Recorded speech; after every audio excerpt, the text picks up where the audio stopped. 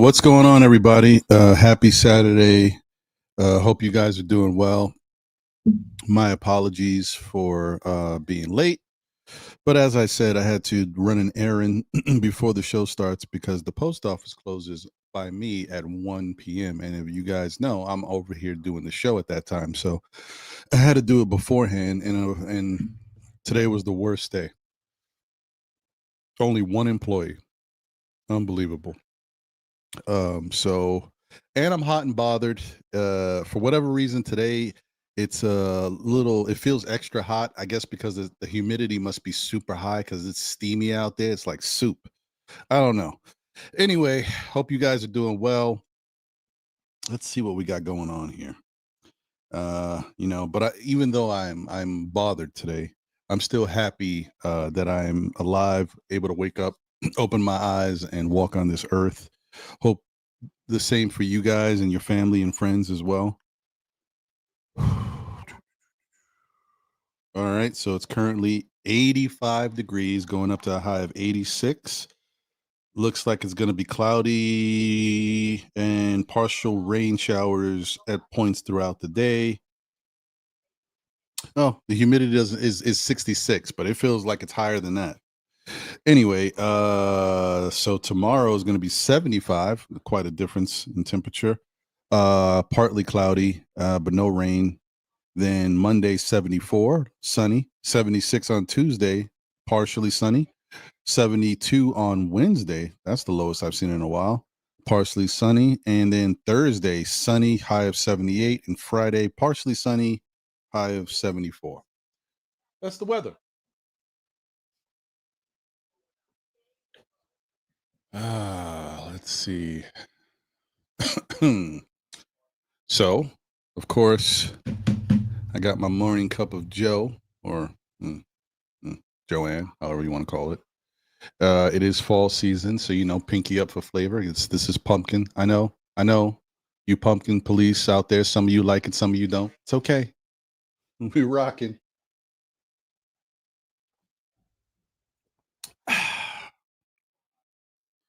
Yeah.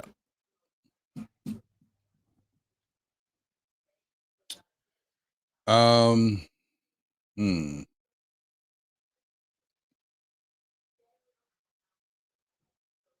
Interesting. So I'm just looking at the chat, seeing what you guys are saying. Okay. Well, I'll tell you this. You guys see the topics for this today. I'm going to talk a little bit about the investigation. I mean, there's not much to really talk about. I've already kind of talked about it, but I want to allow others to be able to chime in. Most importantly, the other topics that I think are important. Carmelo Anthony going into the Hall of Fame. This is Hall of Fame weekend. He got his golden or tan jacket or whatever color that is. So that's a pretty special moment for him. Also, training camp is 3 weeks away. I mean, wow, time is flying. I mean, it feels like it's taking a while, but now it feels like it's starting to fly. So we got NBA training camp about 3 weeks away. I think it's on September 24th. I think media day is September 23rd, especially for the teams that are playing internationally. If you guys know, there are certain teams that have an international slot on their preseason. So the Knicks are going to be playing internationally for, I think, 1 or 2 preseason games. And so their media day is I guess happening a little differently. I think it's about 4 or 5 teams. I think it's 4 teams that have a different media day. So that should be interesting. And we'll talk about there's a lot to expect. It's just tough to know what we can expect yet until we really see them, but we have ideas, right? So we'll talk about that.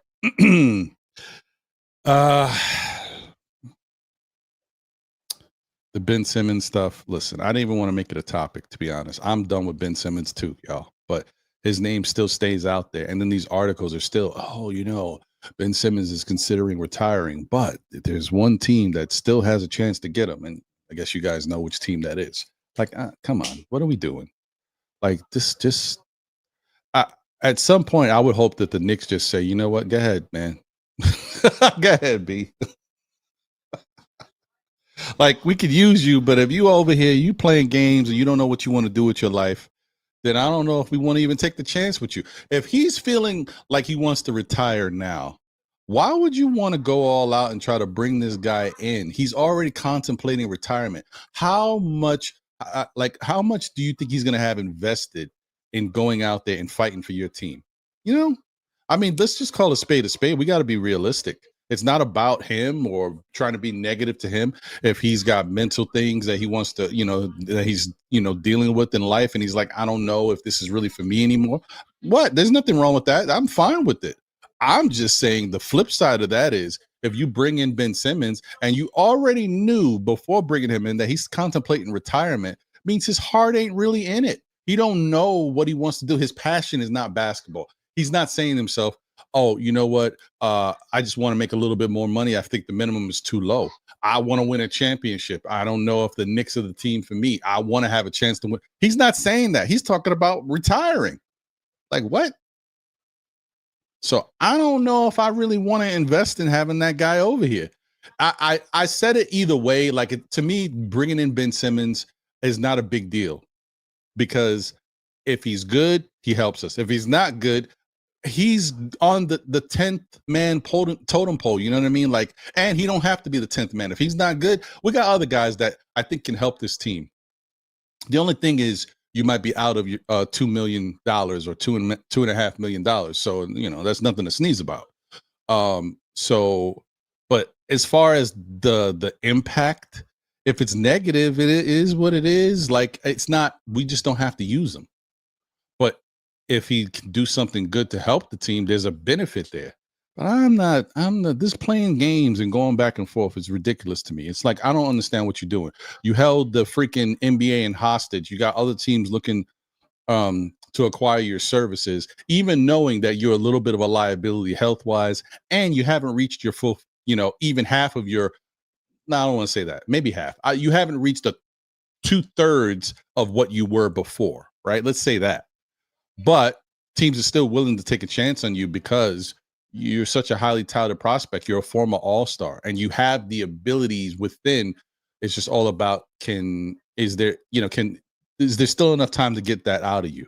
And I just don't know. Like, in order for these guys to play at the highest level, and this is something I talked about a long time ago. We were interviewing a trainer. His name is Gil, Coach Gil. When we were interviewing him, he talked about the difference between your average player and your superstar player. It's not just the skill set, it's the mindset, right? You don't just go out there and become great just because you got all the talent. No, you have to mentally be ready to be great. You have to mentally push yourself to be great. You have to mentally be stable enough to control your emotions to sustain a certain level of excellence. Because in any sport you're in, there's going to be ups and downs. There's going to be good and bad. There's going to be negative. There's going to be fans booing you. There's going to be players taunting you or trying to get under your skin to take you out of your game. You have to be mentally strong to deal with all of that and still perform at the highest level. And when you're telling me that the guy that we're thinking about bringing in is talking about retirement after a short career, and I can't speak for him. I don't know what goes on in his mind and what he hopes to accomplish or feels he's already accomplished. But I do know that when you hear stories about people who have dealt with adversity at a high level after having good success, like he has been an all-star multiple times. He's had high success. A lot of times, everything is different. Nobody's the same. A lot of times that they want to push themselves to see if they can get back to the level they were at. And even if they don't, they still want to push themselves to get like their goal. Hey, I was a 2-time, 3-time all-star. All I want to do is see if I can get back to being an all-star again. Like they make those goals like that. You see it all the time. I'm not saying that he realistically can do that, but that's not about us. It's about him and what he wants to push himself to be. And he just comes off as he is not talking about, oh, I want to be an all-star again. Oh, I want to win a championship. Or I want to make more money again. I want to get, financially, I want to be financially set for life. So I need to do what I got to do to get back to getting that one final, good contract. He doesn't, no one's talking to him, but it doesn't seem like that's him. None of those scenarios. It's just he's contemplating retirement. I just think that when you got your one foot out the door already and you're trying to win a championship and that's the type of person, the identity you want to bring in, I don't know if that's it, folks. That's just my opinion. People can feel differently about it, but I just think when you want to win a championship, you need the best of the best in some capacity, whether it be the skill set, whether it be mentally, the toughness. You need guys to step up, not step away. So, but whatever. That's Ben Simmons, and that's what's going on. So, and I wouldn't be surprised if after all of this, the Knicks still wind up with him. But I remember this day. Remember when I said the guy had one foot out the door already? We brought him in. Are we surprised that he's not living up to the expectations that some people might have, or he hasn't taken his game to another level to help us? I wouldn't be surprised if that's the case. But hey, like I said, I don't want to talk about him, as a person, feeling this way. Like he has every right to feel how he feels. And if that's how he feels, that's what he should pursue. I'm just saying from a basketball standpoint, from me being a Knicks fan and what we're trying to do, and from a business standpoint, not throwing away $2 million or so, I just think they should really have a lot of hesitancy with this Ben Simmons thing. And at this point, I think they should just move on. I was okay with them, revisiting the situation if it presented himself. But once you hear about somebody thinking about retirement, nah, I'm cool on Ben Simmons. Peace. All right. So let's get to the chat, see what you guys are talking about. And shout out to everybody who's tuned in. Please smash that like button if you haven't already for the show. I appreciate it. And YouTube appreciates me when I appreciate you. If you don't know what it looks like, it looks a little something like this.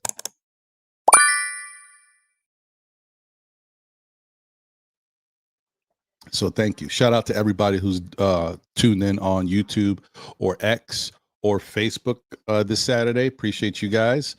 Thank you for always supporting and showing the love. Okay. Shout out to Walter Blackman in the building. What up, Walter? Good to see you. Good morning, Ron, and my Knicks family. Salute. Kerry Cox is in the building. Salute, Ron. What's going on? He also said peace to the chat. Rasul Thomas in the building. Rasul, what's going on, brother? Appreciate you. Wolverines 1986 is here. We already kind of know what we should expect from what he's going to say, but let's see. Yeah. Oh, it's coming. Shout out to you. He says, good Saturday, all coming to you from beautiful, sunny Venice, Italy. Oh, man, that's nice. On vacation with the family. Big game for Michigan Wolverines tonight. Also, our captain and best player, Jalen Brunson, making news. You know how it is. Yeah, that investigation is really ridiculous. Wolverines also said what we can expect. Also, Rick Brunson and Mo Cheeks still have jobs and final roster spots still not filled yet. Just resign Shamit. Very simple. Yeah, it's 5:55 in Italy. Oh, okay. So evening time already. Ready for dinner. Shout out. Enjoy yourself, Wolverines. As I said before, enjoy that, man. Lena Franklin is in the building. Let's go, Lena. So, what up, family? I'm happy that our boy Carmelo Anthony's in the Basketball Hall of Fame, represent for the New York Knicks. That's a fact. That's dope. It's good. I mean, it's well deserved. Listen, Carmelo Anthony wasn't a perfect basketball player. I think because of the fact that he knew some information and tried to put himself in the best situation financially, which kind of was a little bit over basketball needs. Some people looked at him a little differently. And then he got typecast and misjudged as someone who was a selfish player. The thing about Carmelo Anthony is you got to understand that he's been told and groomed by some of the best in the game. And the information that he was given is that you have to be a certain way to succeed in the NBA. Carmelo Anthony is one of the best players in the NBA. He may not be a great defender, right? But when I look at him, I don't say that he didn't leave an imprint on the game. I don't say that he wasn't impactful for the Knicks and that we didn't have a chance to win with him. I would say if you put the right pieces around Carmelo Anthony, we had a chance to win. He had a really good team at points in Denver. They had a good chance to win. So I don't know. Like some people say, like that because remember the thing about Carmelo is kind of split. Some people love him, some people don't, and everybody's fair. It has a right to their opinion. I personally think Carmelo Anthony is one of the best players in NBA history. He obviously, and the greatest thing about Carmelo Anthony is that his peers know it, right? Because if it wasn't for the players telling us, everybody would feel a certain way about Carmelo Anthony, and they wouldn't give him no respect. But his peers, the players he played against, will tell you he was one of the best. The players he played against will tell you he was one of the toughest to guard. Some people say he's the toughest to guard because of everything he could do offensively, inside, outside, spin move, back down, fall away, post up, like everything he could do. He mastered that. He was great at all that stuff. Yes, defensively, not so much, but offensively, he could do everything. And so players know when you have to guard a guy like that with his height, with his body mass, the way he was built, that's a tough dude to deal with. So, thankfully the players have said that, which allows the fans to respect him. Because honestly, with everything that's happened to Carmelo Anthony, with him being blackballed, not being able to find a gig, and then thankfully CJ McCollum and Dame Dollars brought him into Portland and gave him some new life. They looked out for him. If it wasn't for that, I don't know how Carmelo's story would have went, because he was going through some really negative stuff behind the scenes. It wasn't overt press like people talking about him. It was behind the scenes, owners or whatever, basically blackballing him.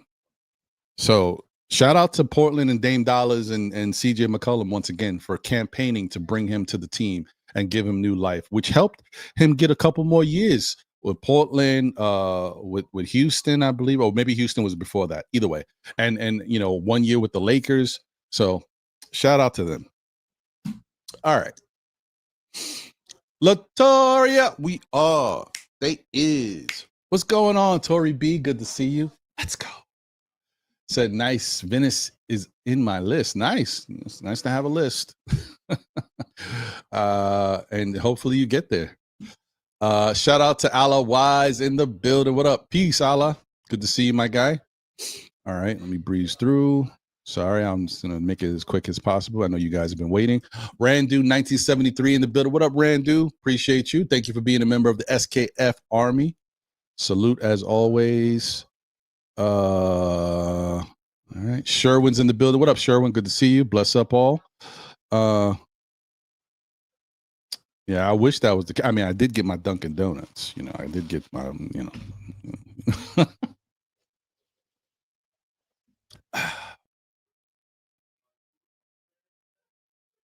All right, let me breeze. Okay, Cardiac Knicks is in the building. What up, Cardiac? Good to see you. Says salute.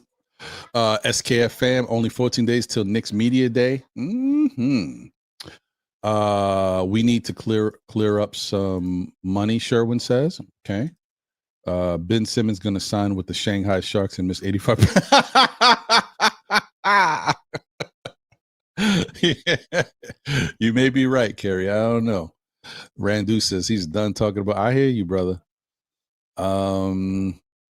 Shy Powers is in the building. What up, Shy? Salute. Please always go support Shy Powers, my guy Divine, and the Knicks Real Talk family.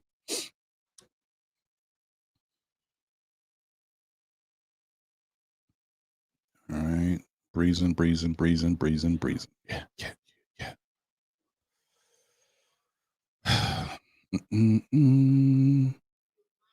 Lion of Judah is in the building. He says, Shalom, my brother Ron, and blessings to your wife and family. As for my wife and family, we are all good because of the Most High's grace. I'm glad to hear that, my guy, and I hope you are doing well and still recovering on the mend. Appreciate you, my brother. It's good to see you in the chat. Brooklyn Buddha is in the building. His talent is useless if he's mentally checked out and psychologically compromised. That's some truth right there. That is some truth. Shout out to you, Brooklyn Buddha. What's going on, man? Cardiac Nick says, Ron, how about a bold predictions topic? I'm going to go with Diawara will become the starting power forward by. Wow. Well, I'll be honest. I don't know if he can do that. I will say if they let this young man play, he might take somebody else's minutes. I will say that. But I don't know, man. I'm really happy with what I'm see. And I said this before this happened. I think Yabusele is going to be the X factor for the Knicks. I think he is going to help them a lot more than people give him credit for. I think his intangibles, his hustle, his effort, that motor he's got, I think he's going to be people have said it. He's going to be a fan favorite, but I think he's going to be a big part of this team. So, and he's the power forward, right? So I can't see Diawara doing more than what Yabusele is going to help do. So I would say that I think you're right that Diawara, if they give him a chance, will show out and take somebody else's minutes. I just think that Yabusele will be getting busy as well. So I can't say that, but I hear you. I'm with you on the fact that if they give the young man a chance, I would give Diawara more time over every other rookie, to be honest with you. Even Kolek. because Diawara has the height. He can play defense. He moves the ball. He's a willing passer, and he's got some offensive game that once he gets hot, like once he gets rhythm, excuse me, he can help. I take Diawara, and I love Kevin McCullough Jr. too. I take Diawara right now, like minutes wise, over Kevin McCullough. I take him over Dadier. I take him over Kolick. The only one I can't say I take him over, only because of the height, and he might really be needed, is Huck Porty because of his height. But as far as like, if it wasn't about the height, I'm taking Diawara over everybody. I'm giving that young man a chance to do, because the thing is, his thing is like, he helps with his style of play is very free flowing. Like, he helps you guys, in whatever you're trying to do. You're trying to have a better pace. He can go run down the court and move the ball. He makes smart passes. He draws attention. He gets into the lane and then he dishes. Like, for a guy his size, you don't see that a lot. I like that. We usually talk about players like that on other teams, and we got a chance to have somebody like that on our team. I don't think you take somebody like that for granted. I know he may be a little lower in the pecking order because they want to give guys like McCullough and Dadier a chance because they've been here. But listen, let me tell you something. All they got to do is let Diawara play and let him practice, and he's going to show out. I feel you on that. Shout out to HRM. What's going on? Salute. Appreciate you. Kerry says Ben Simmons is a spoiled child. He ain't built for the Knicks. You may be right.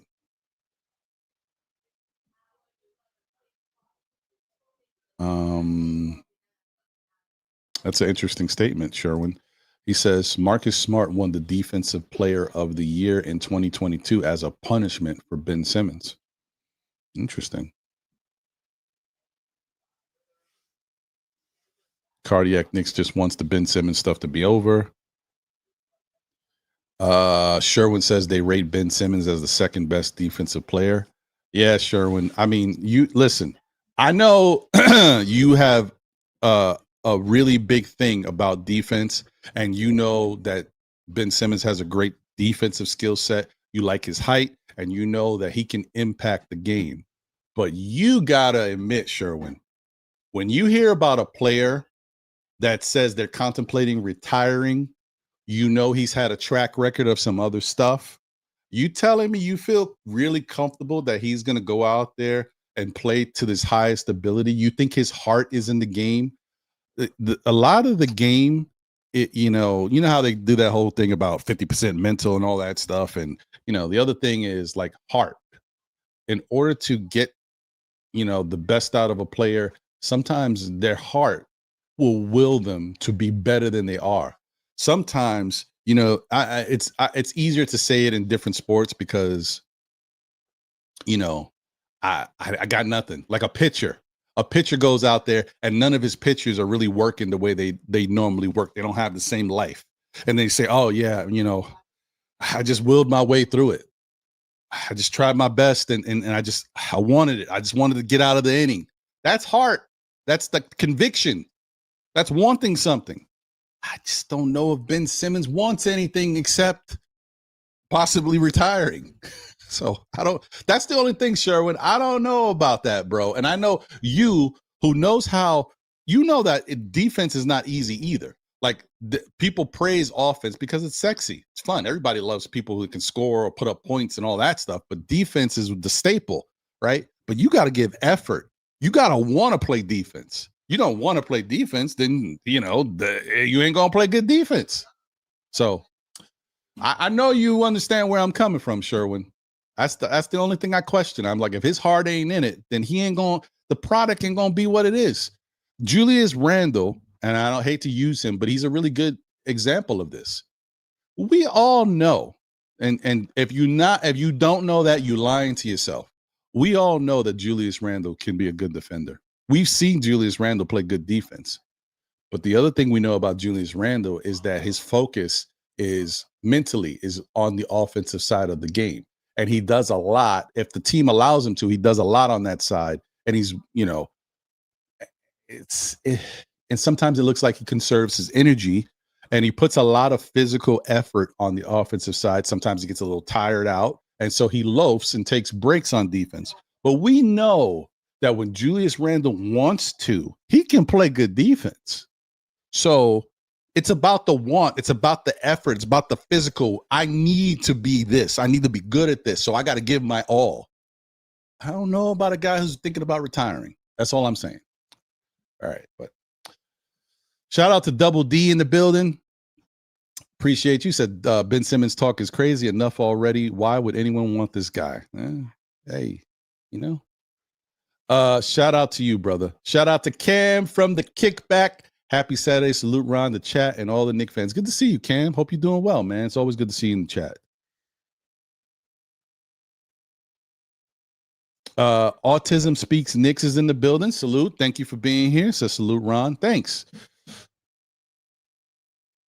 Long Island Sound 1 is in the building. He's a true bum. Next. I hear you. Sherwin says Ben Simmons is worth over $200 million. Money is not a problem for him. I mean, listen, that's not what I'm saying. I'm not saying that money has to be the issue. I'm saying when you look at players in any sport, there's something that drives them. Some are driven to be the best individually. Some are driven to win a championship. Some are driven to make as much, I can't even say it. Some are driven to make as much money as possible because they really want to reach a certain level. They have expectations for their life and they want to hit that you know, upper echelon. And also, you know, maybe there's some that don't really care about the money individually, but they have family, right? They want their family because there's good people out there that want to make a lot of money to help support others, to help support their family and make sure that they live. They leave like a a legacy or lineage of some wealth for others to follow them, so they could, you know, change. You could change the course of your family's identity if you can make enough money. Like you could put your whole family on the map, and they could become something different for, I don't want to say generations, but at least for a while. And, unless you're a billionaire, that's different. But so that's what I'm talking about. You have to have something that pushes you, drives you. It's not selfish to, if you love money and like, well, listen, I want to be the best because I know that's going to get me the best contract. I don't care because that helps the team. If you're the best, that helps us. Maybe we the best. You know what I mean? That's just something that drives you. And I'm just saying, what drives Ben Simmons? Can anybody tell me? Does anybody know what drives Ben Simmons right now? Tell me one thing you know that's driving Ben Simmons. Did you hear Ben Simmons say he wants to get his last contract to really help solidify himself going forward and solidify his family? Did he say that? Did you hear Ben Simmons come out and say, I just want to have a chance to win a championship. I want to be on a contender. Did you hear him say that? Did you hear him say, I want to get back to where I was before? I may not be able to be defensive player of the year, but I just want to get another all-star appearance. We don't know anything, and he don't say anything. Nothing comes from him. Nothing comes from an agent. As a matter of fact, his agent fired him, or not fired him, but fired themselves from being his agent.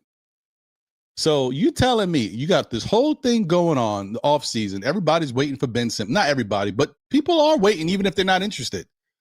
And what we get out of this, a couple weeks ago, his agent decides to let him go. No, I'm not going to represent him anymore. And then we hear he's thinking about retiring. Those aren't good signs, people. I'm just saying that's negative to me. I'm looking at that like something ain't right. Hold up. I wish I had a meme right now. Hold up. Something ain't right. But I might have to add that to the mix. Yeah, you heard it here first. Yeah, so I don't know. But like I said, I'm not downplaying the impact that he can provide if he wants to, if his heart is in it. But I don't know, Sherwin. I don't know. D-Block in the building. What up, D-Block? Salute my brother Ron and the Knicks community. Good to see you as always. Lion of Judah says, keep what is working and get our players who play defense first. Got it.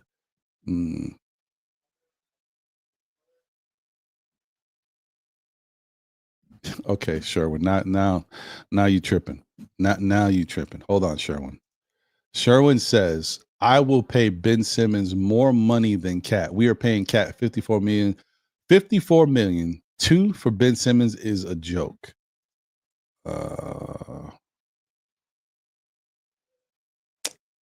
Hey, Sherwin, if I never gave you anything, here's something for you today. See if I know the ledge. Right out the window, Sherwin. Where are you going with this, brother? You are jumping. Hold on. That's a double. See if I know the ledge. Might be the first time in history I hit somebody with 2 of them. 2 of them things. I'm like Chef Chess. You want 3 of them things? That's battle rap for y'all that don't know. Anyway, yeah, that's a wild statement there, Sherwin. I don't know about that one. Yeah. And I mean, I'm so surprised that I know you don't like Cat's effort on defense, and I know you don't like the fact that he's a real negative when it comes to that. But to downplay what he does offensively, when you know that there's tons of players in this league that only play one side of the ball and still get praised, why should Cat be any different? I mean, I grant the fact that he's a big man, really, that's different too. But if he can do something that goes out there and helps this team, it's a plus. The point is to go out there and help the team the best you can. There's some players that are going to have liabilities, but we just gonna have to work through it. You got to deal with it. If this new system under Mike Brown can help Cat be even more effective or more dangerous, it's going to benefit the rest of the guys. It's going to allow guys like OG and Macau to get better opportunities.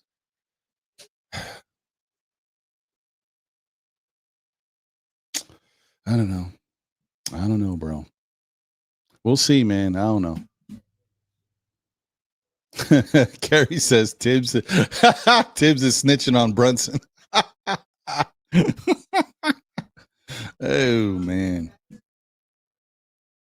Humberto de la Ho's in this house. What's up, Humberto? Good to see you, my guy. Says, please stop promoting maybes and let only Leon Rose build without any help from Twitter or YouTube.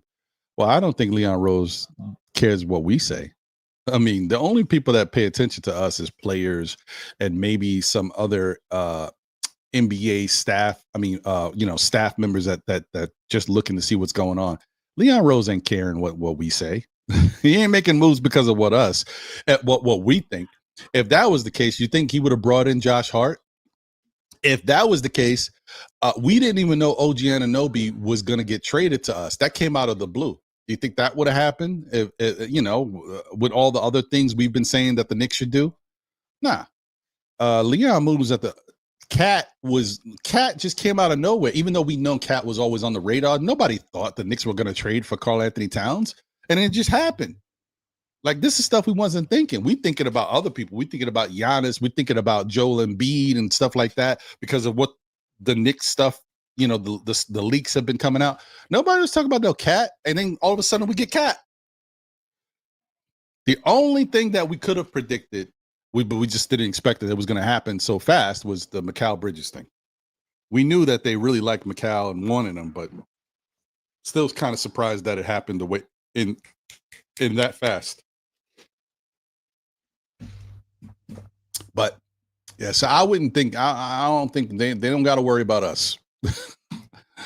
Shout out to Wiz BKLA in the building. What's going on, Wiz? Says salute Ron in the chat from sunny Los Angeles. Looking forward to enjoying my morning 9:35 a.m. watching your show, hopefully without some terrible dancing. Yeah, dude, I came in here all hot and bothered, so no dancing for me. So you lucky. All right. Ooh, okay. Wolverines 1986 agrees there could be some truth to Tibbs snitching on Kerry. I mean, snitching on the Knicks and Brunson and everybody. I don't know. Okay. Kerry Cox says Melo was a bad dude on the court. Wait, how do you mean that? Do you mean like a bad dude, do you mean like a really good player, bad dude, or you mean like not a great, like a person on the court? Let me know because I mean it could be viewed both ways. Let me know about that, Kerry.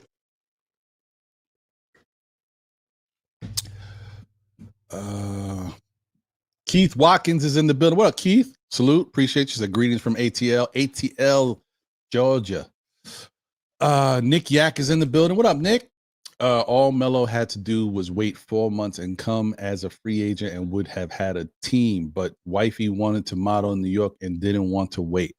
Yes, that's partly true. That has something to do with it. But we already talked about it, Nick Yak. The big thing was the fact that Melo already knew what was coming in the new CBA agreement that was going to be finalized and put out there because of the talks, the player association stuff with him, LeBron, Chris Paul, Bosh. They all knew what was coming. They all tried to solidify themselves and get their money ahead of the new CBA agreement. That's why Melo did it. Like I said, was it the right thing to do for him? Maybe it was. Was it the right thing to do for us as Knicks fans? No, because it set us back a little bit. Now, granted, when you look at the players that we had to give up 3 or 4 years down the line, they didn't really turn out to be much more than they were with the Knicks. The only person we could say that really had some success was Mozgov, right? Because Mozgov was on Cleveland when Cleveland won the championship, and he contributed to that team. But, it is what it is. But I agree that I used to think, too, that it did set us back a little bit. It made things tougher. And maybe that's what really messed up Melo's chance to have a competent team around them, because the Knicks didn't have a lot of assets, and that spoiled us even more. We didn't acquire anything to be able to build comfortably around him. So that might have done that. But it's also the Knicks. The Knicks made the mistake of doing it that way because they were impatient. James Dolan, this was around the time that James Dolan was still making bad decisions. And so he did what he thought would help. He thought, I love Carmelo Anthony, bringing the New York kid home. This is going to, the fan base is going to love it. He, by any means necessary. Donnie Walsh at the time did not want to bring in Melo that way. He wanted to wait till the offseason, but James Dolan overruled him. So, that was the bad James Dolan, okay? That was James Dolan still not having a clue and knowing what was best for his team and just saying, I don't want to lose Melo. And maybe the Brooklyn Nets stuff was real because Melo is a New Yorker, and the Brooklyn thing, Jay-Z being a part of everything, that could have happened. Melo could have went to Brooklyn, realistically. So I don't know, man. If it wasn't for the fact that the Brooklyn Nets were available, maybe the Knicks would have waited. But that Brooklyn thing really messed things up. So, but I hear you. No Cap, Life's analyst in the building. The Yabu Hive is loading. Facts. What's going on, No Cap? Good to see you. Shout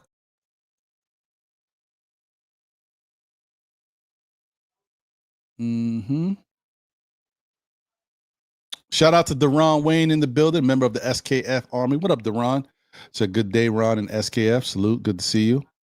Hey, what up, family? The Objective Knicks fan is in the building. What's going on, Karan? Said, family, we in the building. And please, guys, if y'all haven't checked out, well, first off, last night's show, I got to check it a little late, and then I had to go to sleep. But check out last night's call-up show. The conversation was pretty dope from what I did hear, and I missed a lot of it. So please check that out for the Objective Knicks fan. But more importantly, check out our conversation that we had a couple days ago. We talked about the Knicks window. What's the timeline? What's the expectations with regards to all of that? And we came up with different scenarios, and we had really, really good talk, man. Definitely check that out. It was a four panelists on there, and we had a good time, man. So I would definitely say view that if you haven't checked it out. Okay. Let me see. Objective says, can we please retire the Ben Simmons to the Knicks, as he will likely retire himself? It's crazy, man. It's crazy. Okay. Jay Chosen is in the building. Shout out to you, my brother. He said generational money doesn't have to mean billions. 200 mil changes most people's grandkids' lives, and then going to school to learn to invest would make more. It's true, but today, being that the dollar is not priced as valued as high as it had before, with the way people make moves, and then you have to do things the right way, make the proper investments, and there's been a lot of stories of people having excess money and losing it because they didn't make proper investments. They didn't spend properly. They gave too much money to family and friends who then blew the money. They didn't do the right thing with it. And then everybody's broke again. So you'd be surprised, man. 200 mil sounds like a lot. But if you put it in the wrong hands, Powerball is at 1 point. Actually, it's at 1.8 million, 8 billion now. So today is the drawing, y'all. So listen, go out there. It's $2, y'all. I know some people don't like to gamble. Some people don't like to give their money away. But when you got something like this and it's $2, I would say do it. I'm not one of those that says that you need to participate in any of this stuff because you're just giving your money away. But for a chance at 1.8 billion, which is life-changing money, I would say throw your $2 in, man. You could buy worse with $2. Just throw your $2 in and see what happens. You do have like a 2.9 million chance of winning, but somebody's going to win it at one point. Maybe not today, but at some point, somebody's going to win it, and maybe multiple people, but either way. But if one person wins it, say you're in New York City and you win 1.8 billion. You know what the lump sum is? It's 430 million. And you guys probably be like, what? So it's 1.8 billion and I'm going to win 430 million after all that? Yeah, unfortunately, because the tax on it, they take it like 50% up front, and then you got to pay federal and the lottery takes tax up front, and then you got to pay federal and state tax. So the calculation was, and I saw this the other day, or yesterday, around the state, it showed different states. Like if you won in this state, it showed all this stuff, right? So if you win in New York, you would get 430 million lump sum.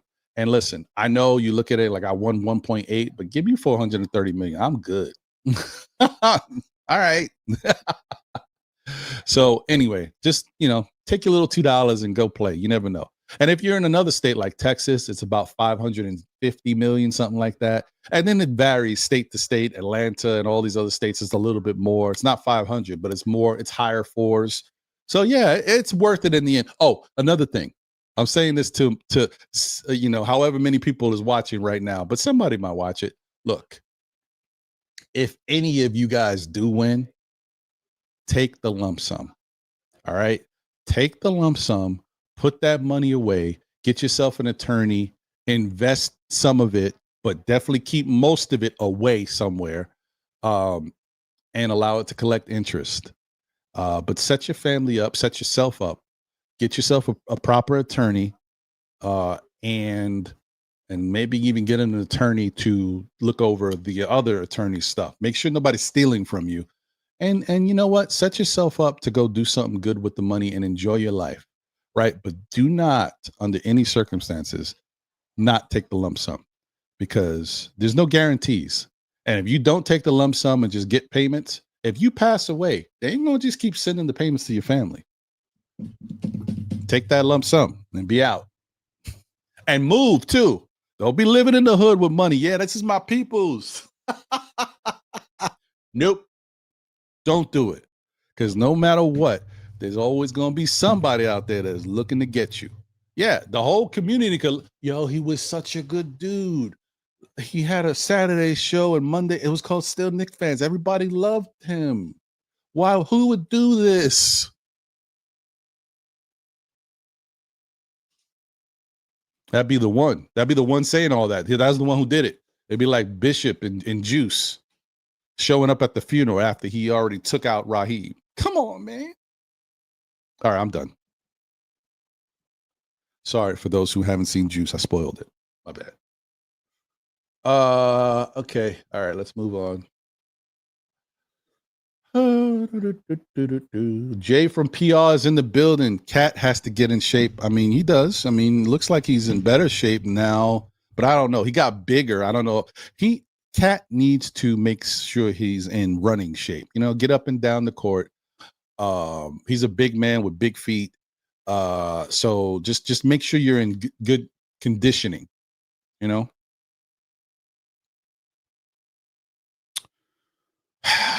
Luke Skywalker Visions is in the building. What up? Said I will be going to check on Melo today down at the hall. Hey, go ahead, my brother. Go represent one time for the one time. Appreciate you, man. Go show the love. Hope you're doing well.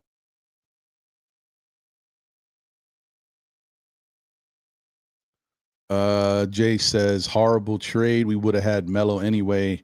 Well, Melo wasn't on the same page.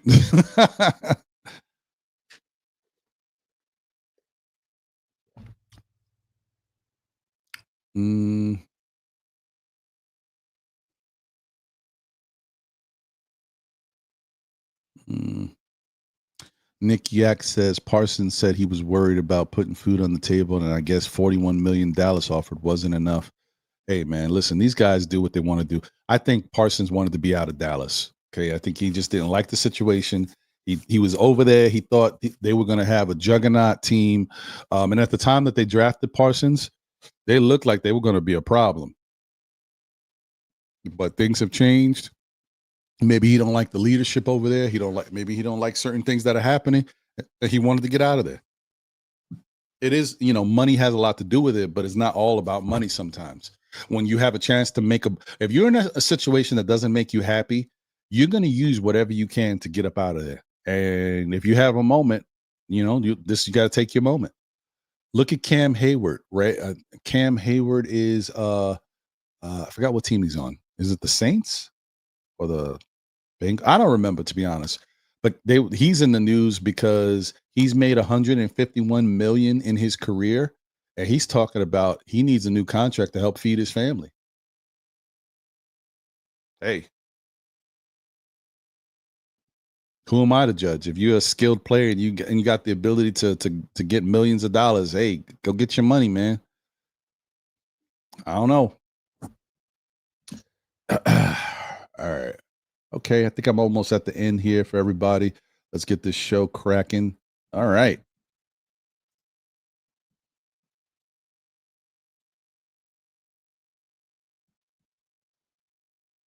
Carrie says, I left Philly with close to 100K. Now I'm broke. Taking care of elderly parents is very expensive. I hear you, Carrie, and you're a good dude, man. Appreciate you for being that type of person. You know what? Do yourself a favor. Take $2 and go play the freaking Powerball. You know what I mean? Anything can happen. I mean, we've seen lately. There's been people winning that don't have all the numbers. They're getting like 5 of the numbers, and they winning like $2 million. Or one person, I think, when they had 5 numbers a week ago, and they won like 150,000. And don't get me wrong, when you playing in a lottery for $1 billion and you get 150,000, you're like, what? It don't feel right. But even to you, Carrie, going out there with that money, you win 150K right now. You made up for what you went out with, and you get a little extra 50 on top. You know what I mean? Take that $2 and go play that Powerball, brother. You deserve it, man. You never know what can happen. All right, so let's get it cracking. Let me put this link out there just in case anybody wants to jump on and talk about some stuff, and we'll go from there. Thank you guys for being patient with me. I appreciate y'all, and for always supporting the channel and everything we got going on. We are on the road to 10K, and with your support and telling people about the show and everything we got going on, hopefully we get there by the end of the year. Yeah, or maybe sooner, depending on if we catch a wave. But I don't know. I don't know. The Knicks winning and playing well, and the expectations and us being happy definitely will help. All right. Let me get my little sip on real quick.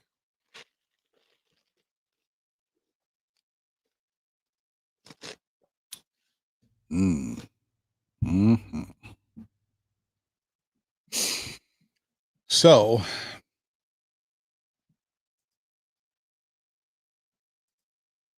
and let me check something. Hold on. Let me just see if there's anything that happened by in while I was started the show or anything, any new news that has taken place. Uh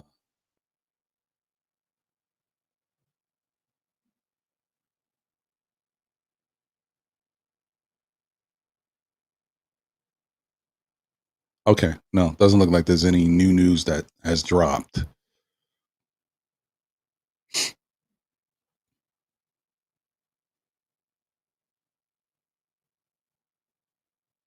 You see something here.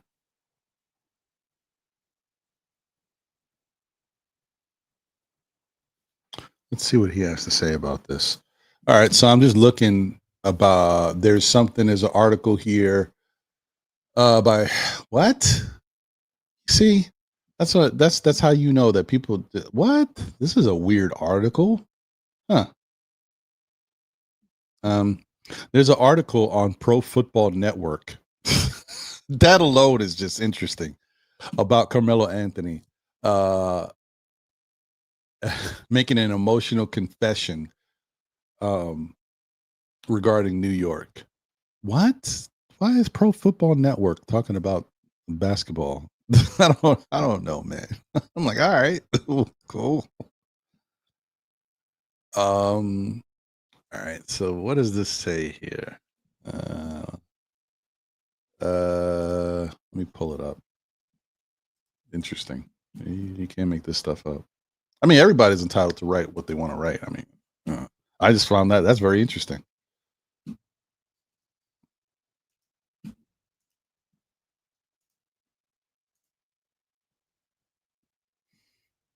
Close this. Got a couple of other windows up. Get them up out of here.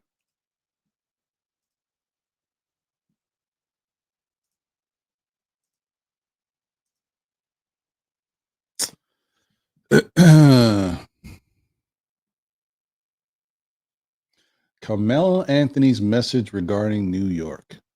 I hate these little pop-ups. I mean, that's the one thing about the internet, man. They get these little things that force these ads on you. You can't close them. They always come back. Like this stinks. All right. So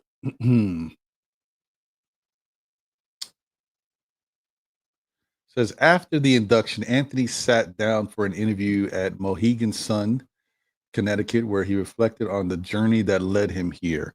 Anthony admitted that this milestone has stirred feelings he never imagined, acknowledging New York City's role in defining his legacy, specifically his time with the Knicks. Wanting to be in New York and wanting to accept and take on the challenge, I understood the assignment and I understood what I was up against. I understand the people as far as how they hold you, how they look at you, and how they receive you. Win, lose, or draw, we're talking about the mecca of basketball. Our city, so nice, they named it twice. So for me to come and represent that and do it with such grace and such respect and take whatever comes with that, I was willing to do that.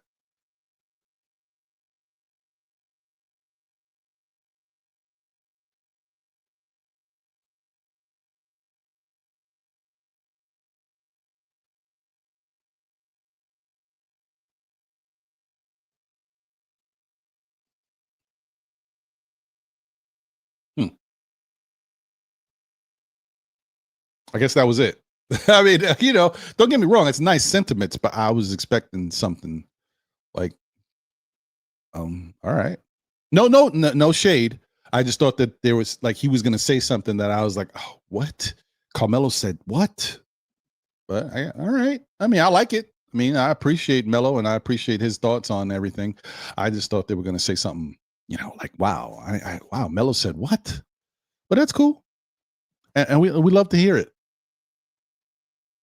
Congratulations to the man. Let's see what they got here. Whoa. Next up, Dwight Howard. Dwight was a. Nope, that's terrible. Okay, I don't know. Let's go back. That didn't play at all. That was terrible.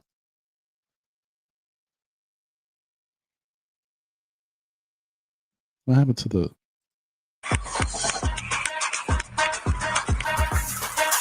Next up, Dwight Howard. Dwight was a Well, okay, I guess that's it. Well, all right.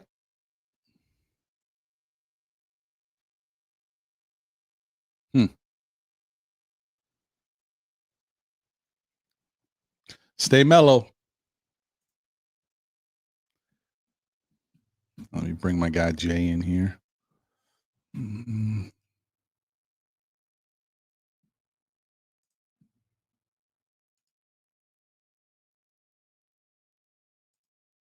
One second.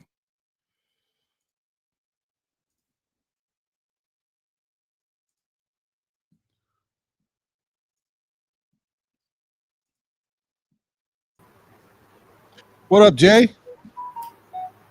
What up? What up? Pardon me. I apologize. Can you mute that? You good, my brother? All right. How we doing? I got a couple things.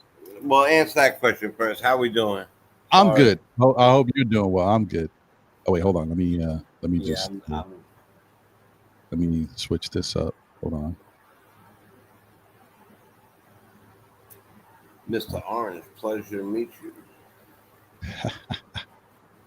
There we go. What up, Fritz? Hey, how's it going, Ron? Hey, Jay. Hanging in there, brother. Hanging in Hey, there. Fritz. Morning, afternoon to you. Yeah, absolutely. Go ahead, Jay. What were we gonna say, my brother? I was gonna say,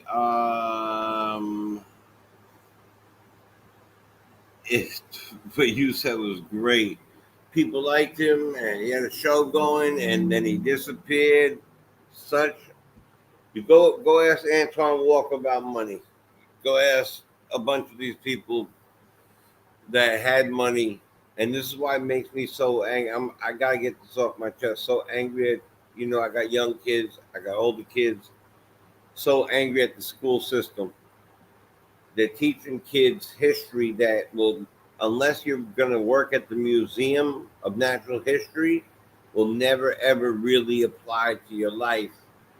But they're not teaching them how to do banking and how to keep a bank book and how to read books like what's the books Making Friends, and that I read it twice. I can't remember the name. It's too early for me. My brain doesn't work after I go to sleep at 5 in the morning. But to get them their mind thinking, to get them business.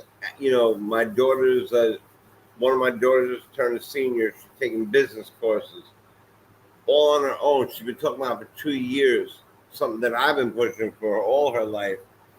I also never pushed college on my kids. I pushed entrepreneurship, college if you wanted to. I supported anything they wanted, but I mostly supported trade school, something with a pension.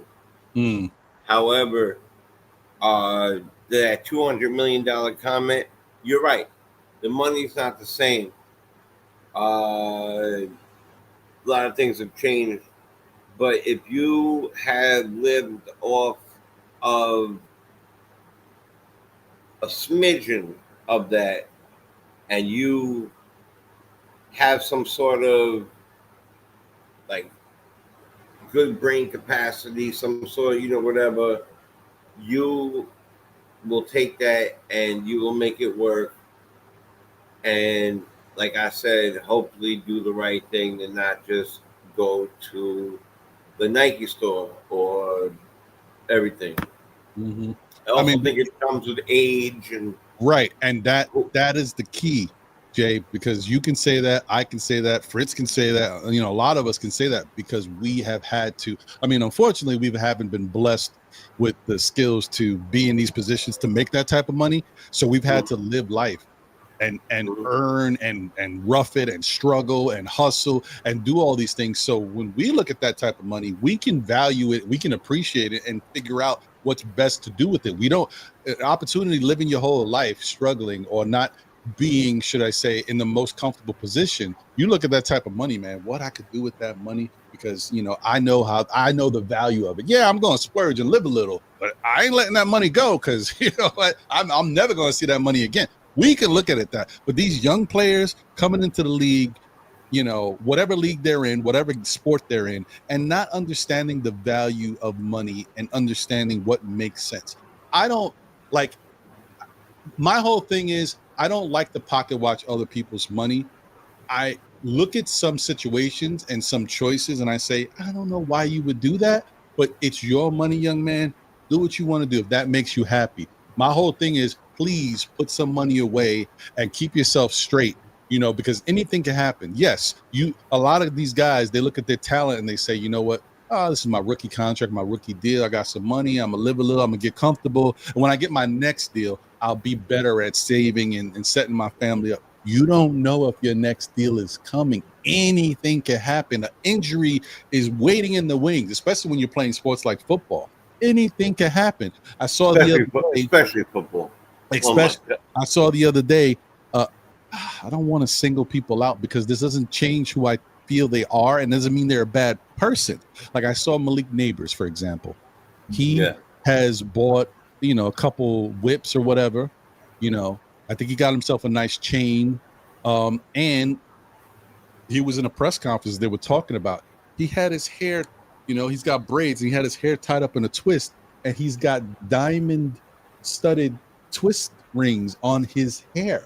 I've never seen that before. I'm like, part of me is like, what are you doing, young man? But then the other side of me is like, hey, you know what? You styly, you swaggy.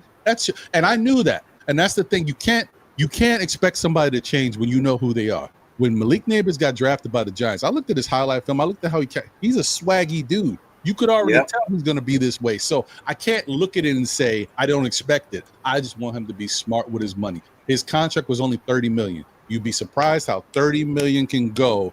Taking care of family, you want to buy a house, you want to buy fancy whips, you want to put hair studs that are diamond studded in you. Like, money can go. That's it. And then you wonder where it went. That's the funny part. Right. Wait. I just had all this stuff, and the whole time you're playing around with this thing in your hair, trying to figure it out. You got it right in your hand. That's where it went. And you're like, where did it go? I don't know where it went. Where did all this money go? Right? Meanwhile, there it is. Hey, look, that's why I really, really, I talk to a lot of parents about this.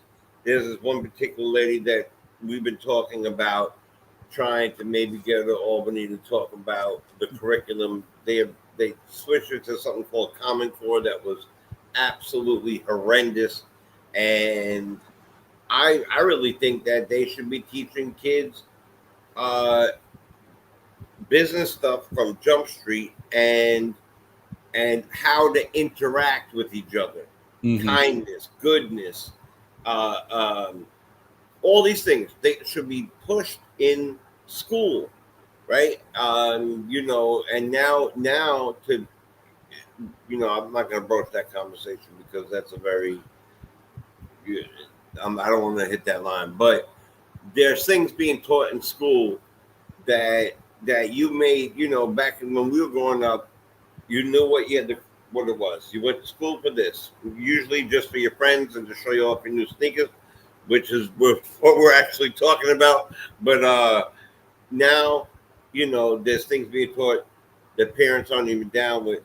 Some aren't, and I really think that it starts there, and when you move out, don't just buy your mother a nice house, buy yourself a nice one in a different neighborhood, possibly in a place like Florida with no state tax. You got to do your homework with things. If you live your life making, let's say, $5,000 to $10,000 a month. That's back in the days. That was high middle class. Right. That was high middle class. And you knew how to stretch it out.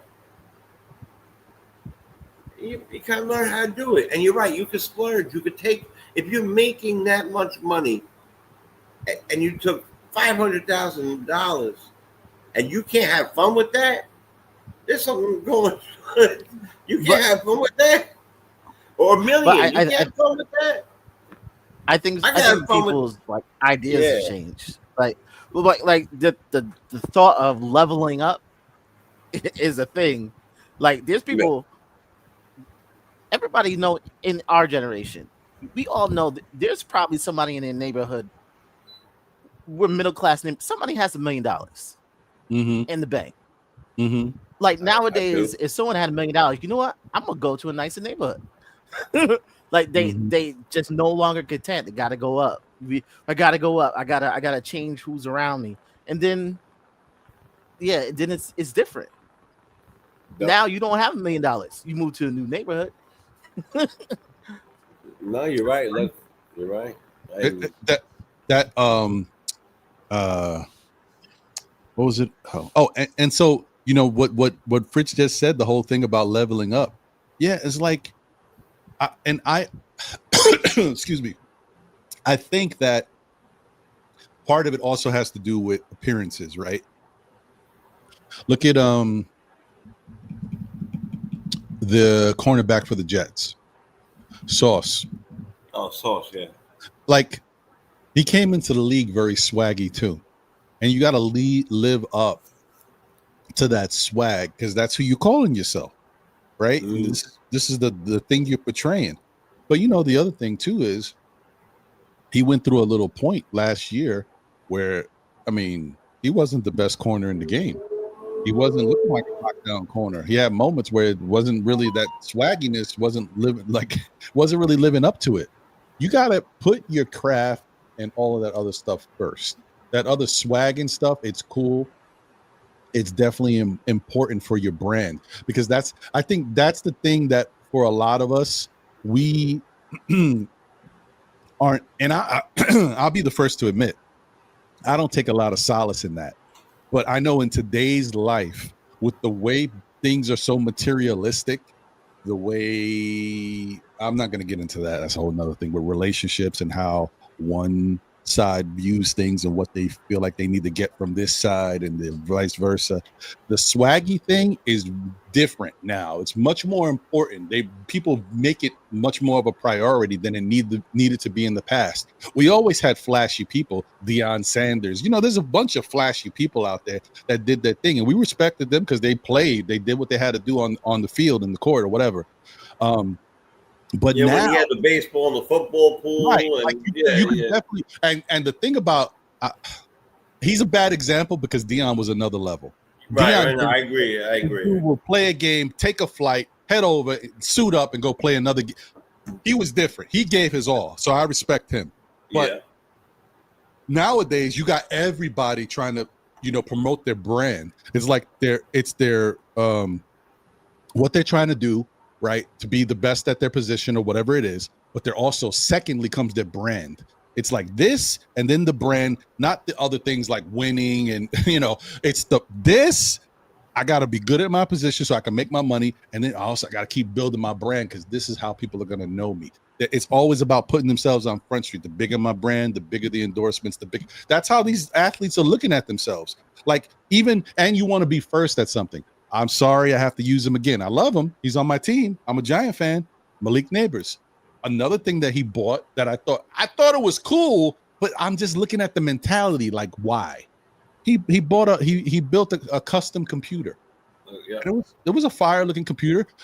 The computer itself, if you know custom computers, this was nothing like the regular stuff was nothing extraordinary that you've never seen before. However, he put in his computer a little mini TV, so you could look in the case and you could see his highlights.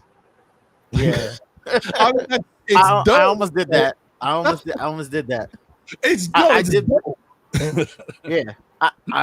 Yeah, I built me a last year. I started building my own custom. It has like the middle of my case is open, and I wanted to put a figurine of Carmelo Anthony in it, but it's interesting. But yeah, that's a whole different world. Well, I tell you what, Ron, it came all from this. This is the reason. Yeah, This and is like the reason. I get it, and but I'm not. When I saw it, I was like, that is fire. And I looked at it, I was like, man, I wish I would have thought of that. That's pretty cool. But I don't have a highlight reel to show. Like, what the hell would I put in there? Like, it's just something to look at. It's no big deal, and it probably don't cost a lot of money. It's not about that. It's my thing. I look at is the mentality. It's dope. That's like you setting a trend, but if you're in the mind of setting trends, like, you know what I mean? I'm just thinking about things like where your money is gonna go and how you think about money. Like, You're 100% right. Listen, you know what I mean? That's all I'm thinking about. But it is what it is. We're in a trend-setting era. There's no doubt about it, right? Except for hip hop, because unless you're doing a certain type of hip hop, but most of hip hop is watered down and mumbly and whatever. But because you can record 40 times a day in your mom's garage, you could, it's easy to pump out that music. If we had that when we were younger, a lot of people would have skipped through the A&Rs and signed bad contracts, and they would have skipped all that. They could have did it themselves, but it didn't happen that way. But you're right. Dion was not a good example, but you did switch it to a great example. Neighbors, brand new. One of my favorite players, small dude.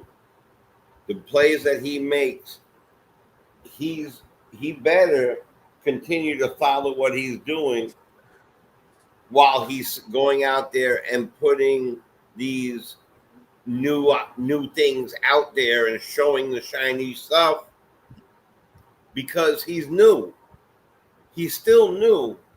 He's your new neighbor, right? And he's our new neighbor, and you got that all right, good. And good. And you look back and you say, I don't want to turn this entire show about the Giants, but I'm just going to say this.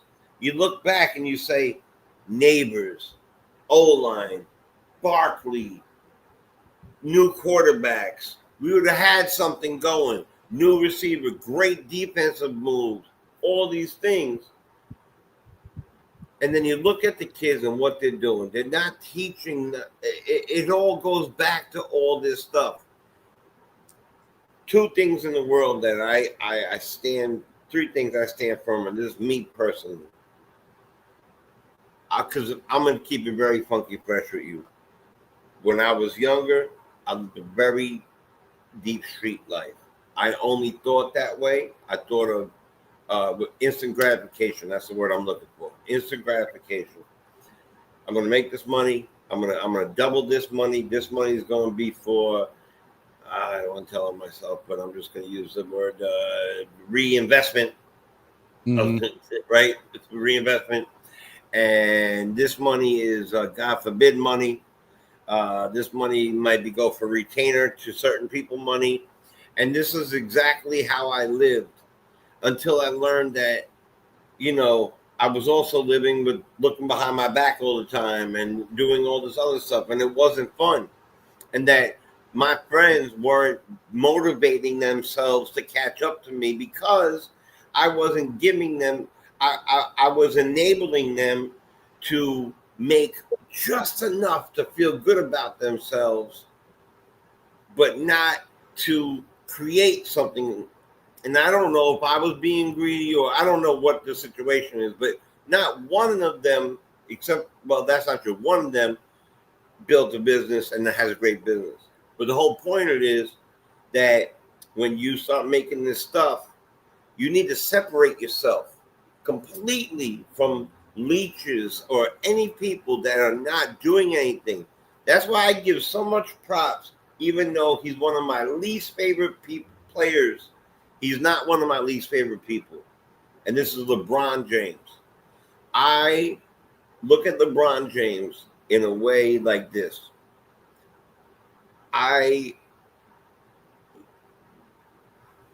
His game, I guess, speaks for itself. Not the flopping bothered me. All the other stuff bothered me. The complaining to the refs always bothered me.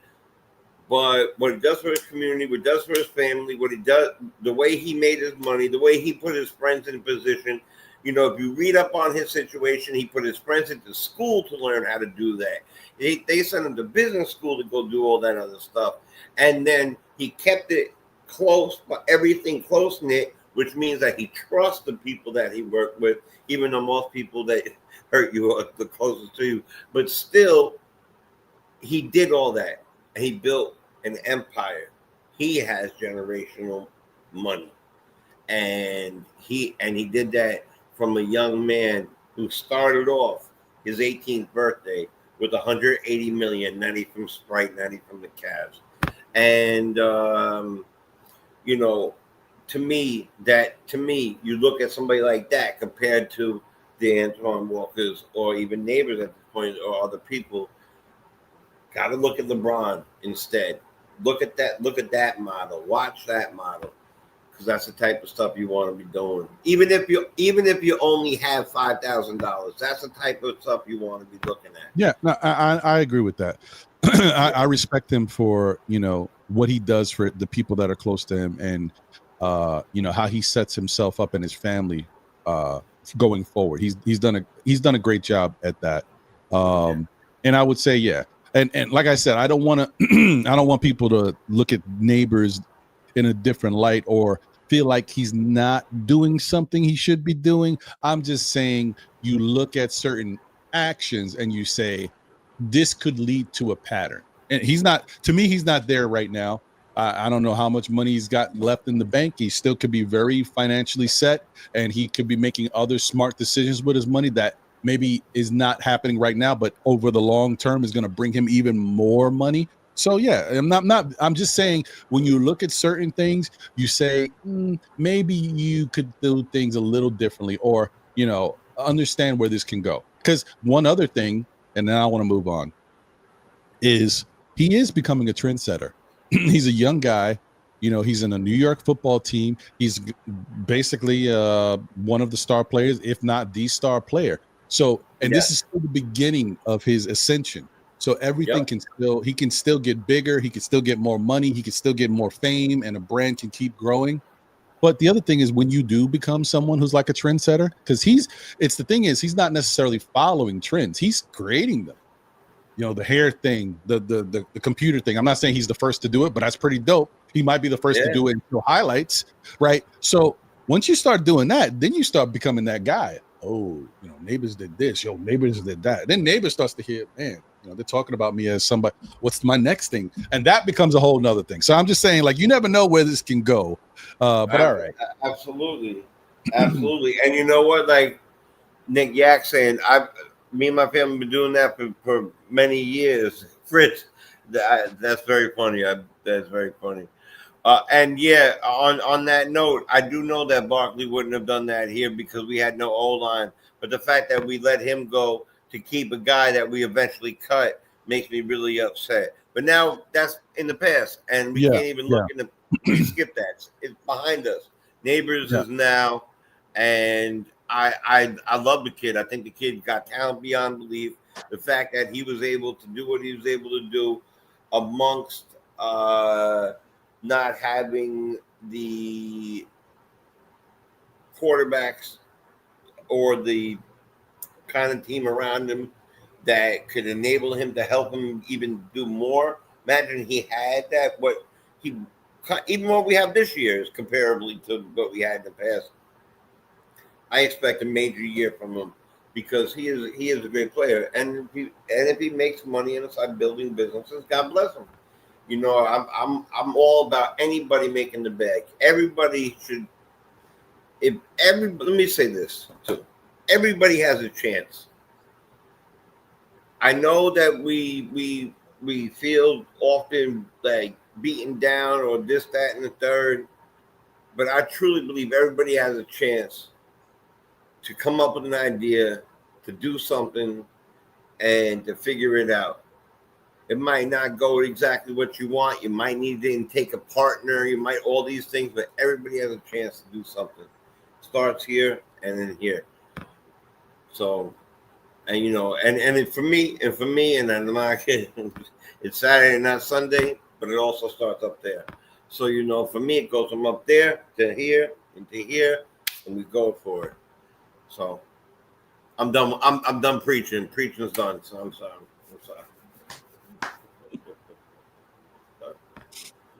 Okay, that works.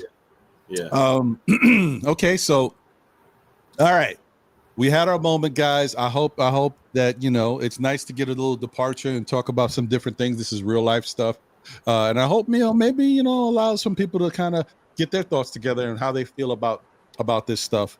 But let's get back into the Knicks and Carmelo Anthony.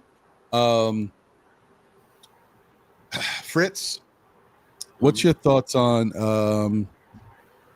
the Hall of Fame induction ceremony? Carmelo getting in, and real quick, what's your thoughts on knowing what we know now?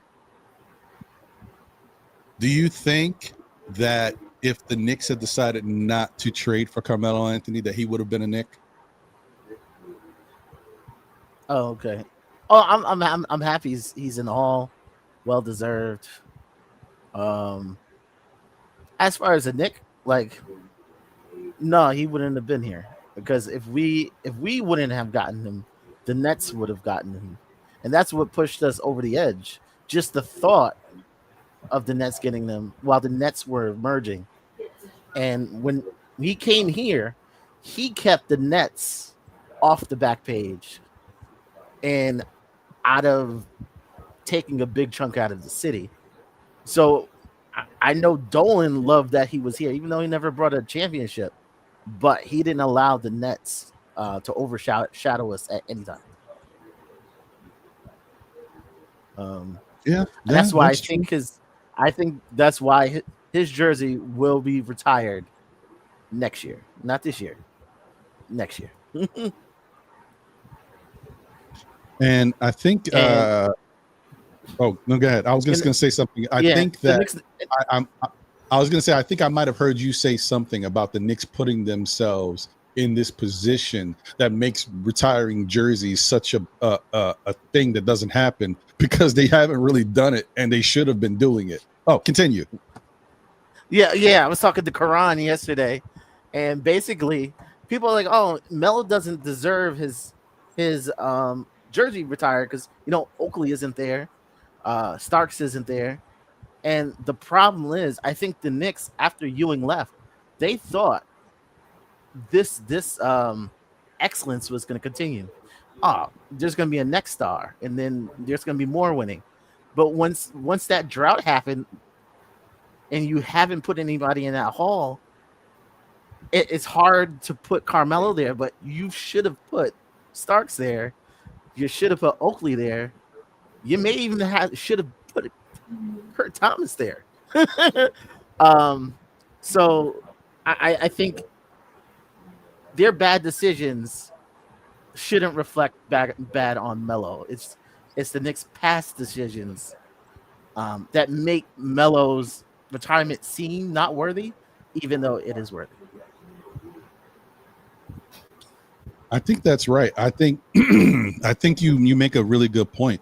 I think the Knicks have basically created this thing that's making the retirement of jerseys such a big question mark because they haven't done it or valued their players into that regard.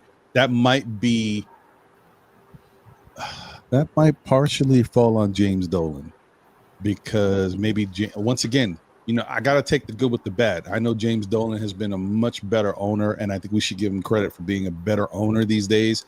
I don't think he was the greatest owner at the time when he was really trying to run things. I don't think he valued certain things the way he should have.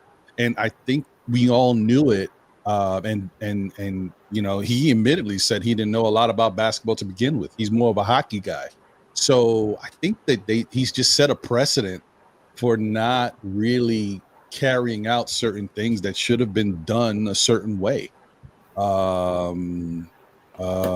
His father might have done things differently when he was running but at that time these guys weren't available. They were playing, so we weren't talking about retiring their numbers and stuff like that. So this all fell on the son, James. So yeah, I think that he had something to do with it, because he didn't create that culture and that climate of recognizing the players for what they did and the effort. The Mets, people make jokes about the Mets, right? And I get it. I'm a Met fan. I understand that when you look around baseball and some of the best players and the greatest accomplishments these teams have had, they have done so much more. You look at some of the Mets records and stuff. We praise certain things, but you look at it like, really, this is what he's done? Like, the home run record is this? Like, compared to other teams, there's guys that have had this many home runs, and look what we're celebrating. But it doesn't matter, because that's what we have, and that's what our records show. You got to celebrate what works for your team, what has been accomplished by players that have played for your team. Forget about the rest of the NBA and their accomplishments and how much higher and greater they may be and how they do things. That's them. We're a different franchise. We got to respect and show love to the players that have been here, have, broke their back for our team. That's how you give back. It doesn't matter if the scale is different. We ain't grading on a curve. So don't worry about what other people doing. Show respect and love to your players that have done things for your team that a lot of people haven't done. Not everything has to be a jersey retirement or in the stands, but there's no ring of honor. There's nothing in between. Like you just leave the Knicks, like you just fade. You know what I mean? Like there's no recognition.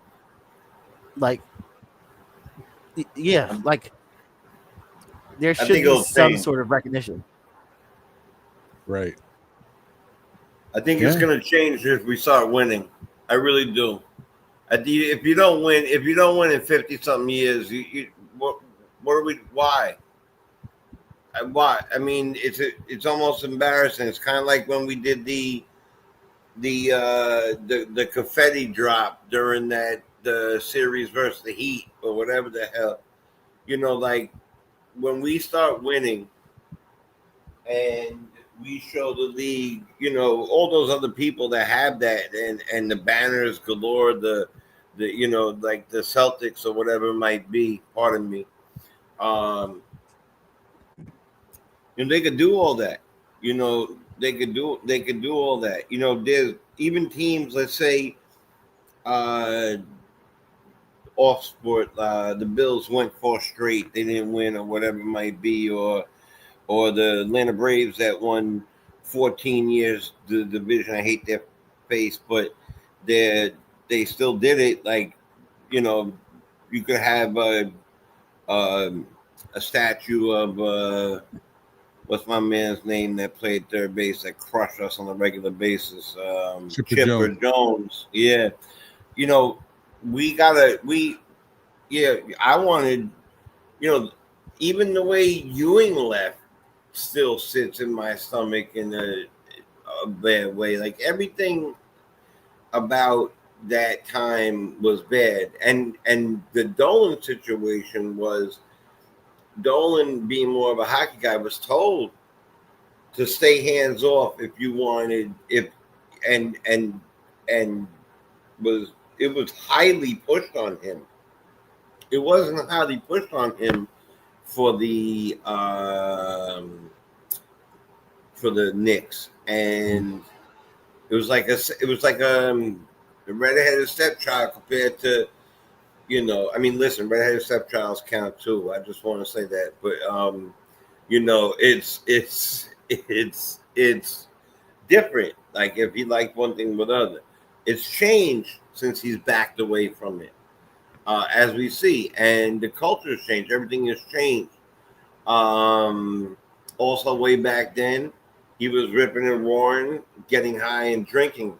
There's a lot of things that and now he's not. So like, there's a lot of things backing out from it. As far as what you said for our squad, the team that we root for, the other orange and blue, we're a baby product of the Dodgers and the Giants. We've been here for X amount of years. Those other teams that have all those accolades and those gardens filled with retired numbers have been here since 1800s, 1910, 19 whatever. No, so I don't even put any on that. I do put a little bit on us because in the 80s, with all the drugs and the problems and the things that happened. Because I'm going to tell you right now, if anybody never seen it happen, watch highlights of Dwight Gooden. You want to talk about one of the best pitchers you've ever seen?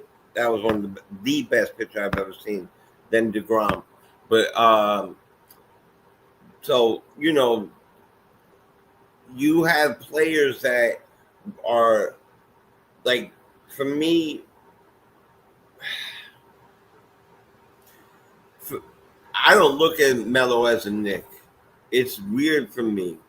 I look at his years, and during his years, I was a Stoudemire fan. That team that was building around Stoudemire, that was exciting. It was starting to turn to, and when I saw the way he pushed himself out of Denver to get here, it turned me off, to be honest. I was like, and then now look, like, I'm not saying Melo's the first to ever do that, but I believe that that is part of a trend that is now a consistent thing, right? That a player doesn't want to do it, he'll sit out. You're paying these guys astronomical money, so even if they miss out on a couple checks, so what?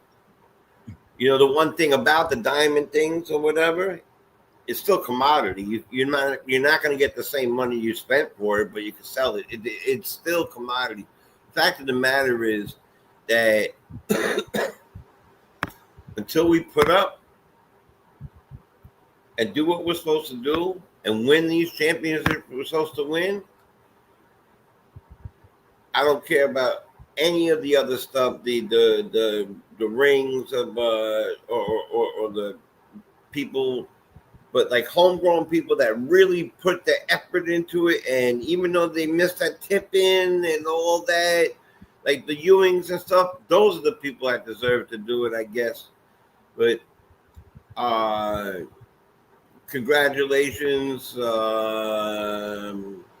No, I get that, Alan. I do get that. But the fact is, still, it was 4 months ago. Our team gave up 3 players that were averaging 16 and over, and would have been there next to him. Our team would have been much better if we waited for 4 months. So that's my thought about it. It's the Knicks. The Knicks have changed.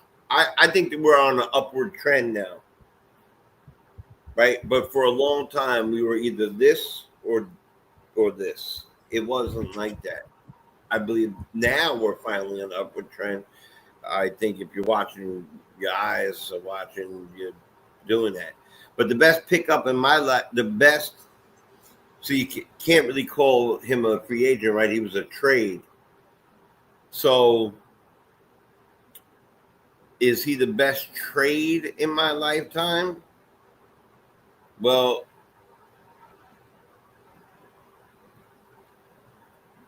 that's debatable, right? That's debatable because we went further. I'm going to say something really crazy right now. The best signing in my lifetime, signing, not homegrown, not rookie, is Jalen Brunson. By far. I think we all can agree on that. I would hope so. The best trade I think it is still out there. Maybe at this particular moment, you might put Melo in that handful of category because there hasn't been these immaculate trades we pulled off that brought superstars over here. but I do know that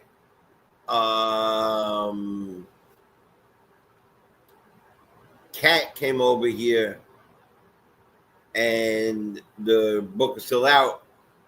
And his first year here, he was the starting center in the All-Star game. He second in rebounds the entire league, and our team should have went further. But they went further than Melo's teams did. And I know that Melo's teams had to face LeBron and that whole thing and all that, whatever. But we didn't do anything with them. So I don't know. For me, it's tough. And I'm not a hater. I think, listen, I like Carmelo Anthony. His Kobe Bryant said the hardest person he ever guarded was Carmelo Anthony. So I like Carmelo. It's not that I know it sounds like I don't. Everything I said sounds like the opposite. But the truth is that when I think of him, I really don't fully think of him as a New York Knick. You know, I think of him as Syracuse. I think of him as Denver. I think of him as Knick. I don't really think of him. You know, when it comes to the Knicks history, you know, I think of Ewing. I think of Sprewell. You know, I think of, even though he was short of time, you know, Mark Jackson. You know, you think of these Bernard King. You know, you go down right now. Brunson. Who do you think of the most? Brunson. So yeah, I mean, I don't know. Well, I mean, I hear what you're saying. I don't know if I can't say. I mean, he did play 7 years with the Knicks. Even Mark Jackson wasn't even here that long. No, you're right. He wasn't here that long. And if that's true, I'm sad. Davy Johnson passed away. Oh my God. I'm sad. That breaks my heart. Oh my God. That sucks, bro. Damn. Oh man. That's my guy. Love David. Yeah. Johnson. Oh my God. He talking about a coach that let the players be themselves. Yeah. All right. Well, listen. Let's get off of that, because then we'll go in. It'll become a Met talk, and I know I have a lot to say about it. I'm sure you do too. Yeah. I'll hit you up on it. Yeah. R.I.P. to Davy Johnson, man. That stinks. He was definitely a great manager, a fun guy. I mean, he made me really enjoy the Mets, man. So that stinks. Oh man. I mean, it stinks because but let's, he led a really good life. I'm sure Davy Johnson was up there in age. It just sucks to have to know that, he's no longer here. That stinks, though. He did pass away being the last manager to win a championship for us. That's true. We got close in 2000, whatever it was, when we lost to the Yankees. 15, Terry Collins. I don't want to get it. All right, Knicks. My bad. Sorry. No, that's cool. Carmelo. So the thing about Carmelo is, the one thing I will say, I agree with a lot of people who feel like maybe he was a little selfish, but as I said before, he was also told a lot of this by his peers. Kobe used to talk to him all the time, told him how he needed to be if he wanted to be successful, even on the court. Like, if you want to be that guy, take the last shot. You got to go get the last shot. Like, you got to be that guy. You got to be a little selfish. You don't defer. You don't pass the ball to someone else when the game is on the line. Melo was groomed that way. He became that way. And then he also was around people like LeBron and Wade and Bosh, especially I'm talking more about Wade and LeBron, who, when it came to and Chris Paul too, when it came to business, these guys moved a certain way. Fortunately, they were able to play together, so it was a little different. And Chris Paul probably had to be different because he had to do it by himself, and he did his own thing, and he did separate. And remember, Chris Paul was one of those. The way he got courted when he went on his thing, when he went to all the teams and he was one of the first to really have this whole big thing. They were rolling out the red carpet wherever he was going. It was different. He made a whole spectacle out of it. So like all of these guys in their friendship group did things a certain way. It's just Carmelo is the one that got blasted the most. Did Chris Paul win a championship? No. So, No. but he doesn't get the same. He doesn't get looked at the same because he was a two-way player. He was good on defense and on offense, and that allowed him to be looked at differently. Carmelo, wasn't the same. But the reason why I wanted to bring up something real quick about Carmelo is that one thing about him is when he was here, he was a good player. He was a top-notch player, and he continued to try to live up to that level of excellence as far as what he could do well, right? When he first came over here in 2010, he was averaging 26 points per game. 6.7 rebounds, 3 assists, 0.9 steals. He shot 42% from 3 for the season. And this is 77 games. He shot 46% from the field. And this is from a jump shooter. Those are really good numbers for a jump shooter. Then 2011, 2012, he took a dip down. He only played 55 games and he averaged 22 points, a little over 3 assists, 6 rebounds, 6.3. He shot 37% from 3 and 45 from the field. The reason why I brought that up is because that's a little bit of adversity. That's actually compared to Melo's standard and how good he was, that was a down season. So you say you're coming over here to New York. You know how you got here. This is your second season. It was a down season with the team. You still have the pressure and the expectations of being the best player on the team and revitalizing New York. So you got to do better. The next year, you got to go back and do better. And so what does he do? The following season, he plays 67 games. He averages 28.7 points, 2.6 assists, 6.9, almost 7 rebounds. And he shot 37.9 from 3 and 44.9 from the field. So he increased his numbers, but his efficiency still didn't really get back to what it was. So then you say, you know what? I got to be more efficient. And in his best season with the Knicks, which is the next year, he shot 27.4 from the field. Points per game, 27 points per game. He had averaged 8 rebounds, right? The most rebounds he's ever averaged. He was a little over 3 assists, 3.1. He averaged 1.2 steals. And he shot 40% from 3 and 45% from the field. So he tried to elevate his game as best he could because that was the role he was in. Like I said, Carmelo Anthony is never going to be considered one of the best defenders. We know all that. But the marriage, I think, between the Knicks and Carmelo was just never a great one on both ends. He came in and kind of put them behind the 8 ball to start, but they also didn't have a lot of assets. They didn't build the team in the best way to create, sustain winning and playoff success. They didn't have a lot of assets. They didn't have a lot of draft picks. They didn't have the capital, and they didn't do a good job at it. Donnie Walsh was brought over to change the culture that the Knicks had when it came to the front office work because we weren't doing a good job. And what does James Dolan do? He undercut him and brought in Carmelo when the whole thing is Donnie Walsh had a history of making great sound basketball moves and leaving the team in a better position than they were before he got there. He did great with Indiana, and that's why we brought him over here. And then this is what we did to him because Donnie Walsh had a bigger plan. He wasn't even done with what he wanted to do in order to help this Knicks team become a team that could win consistently for years to come.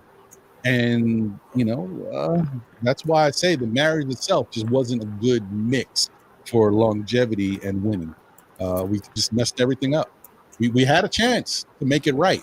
They were drafting young players. Were the guys that they drafted the best? No.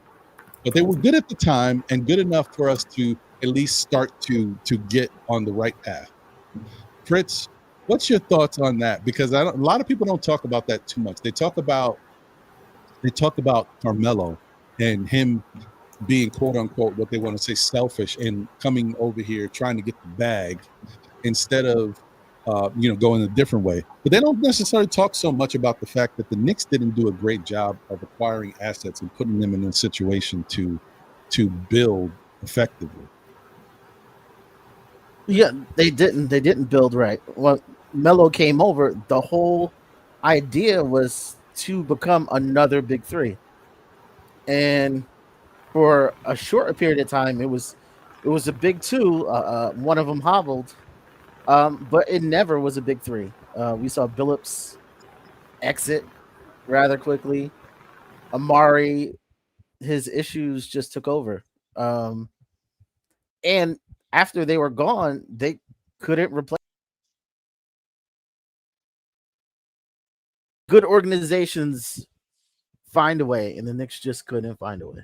They couldn't find a young player who can ascend, and they couldn't find established players to come play.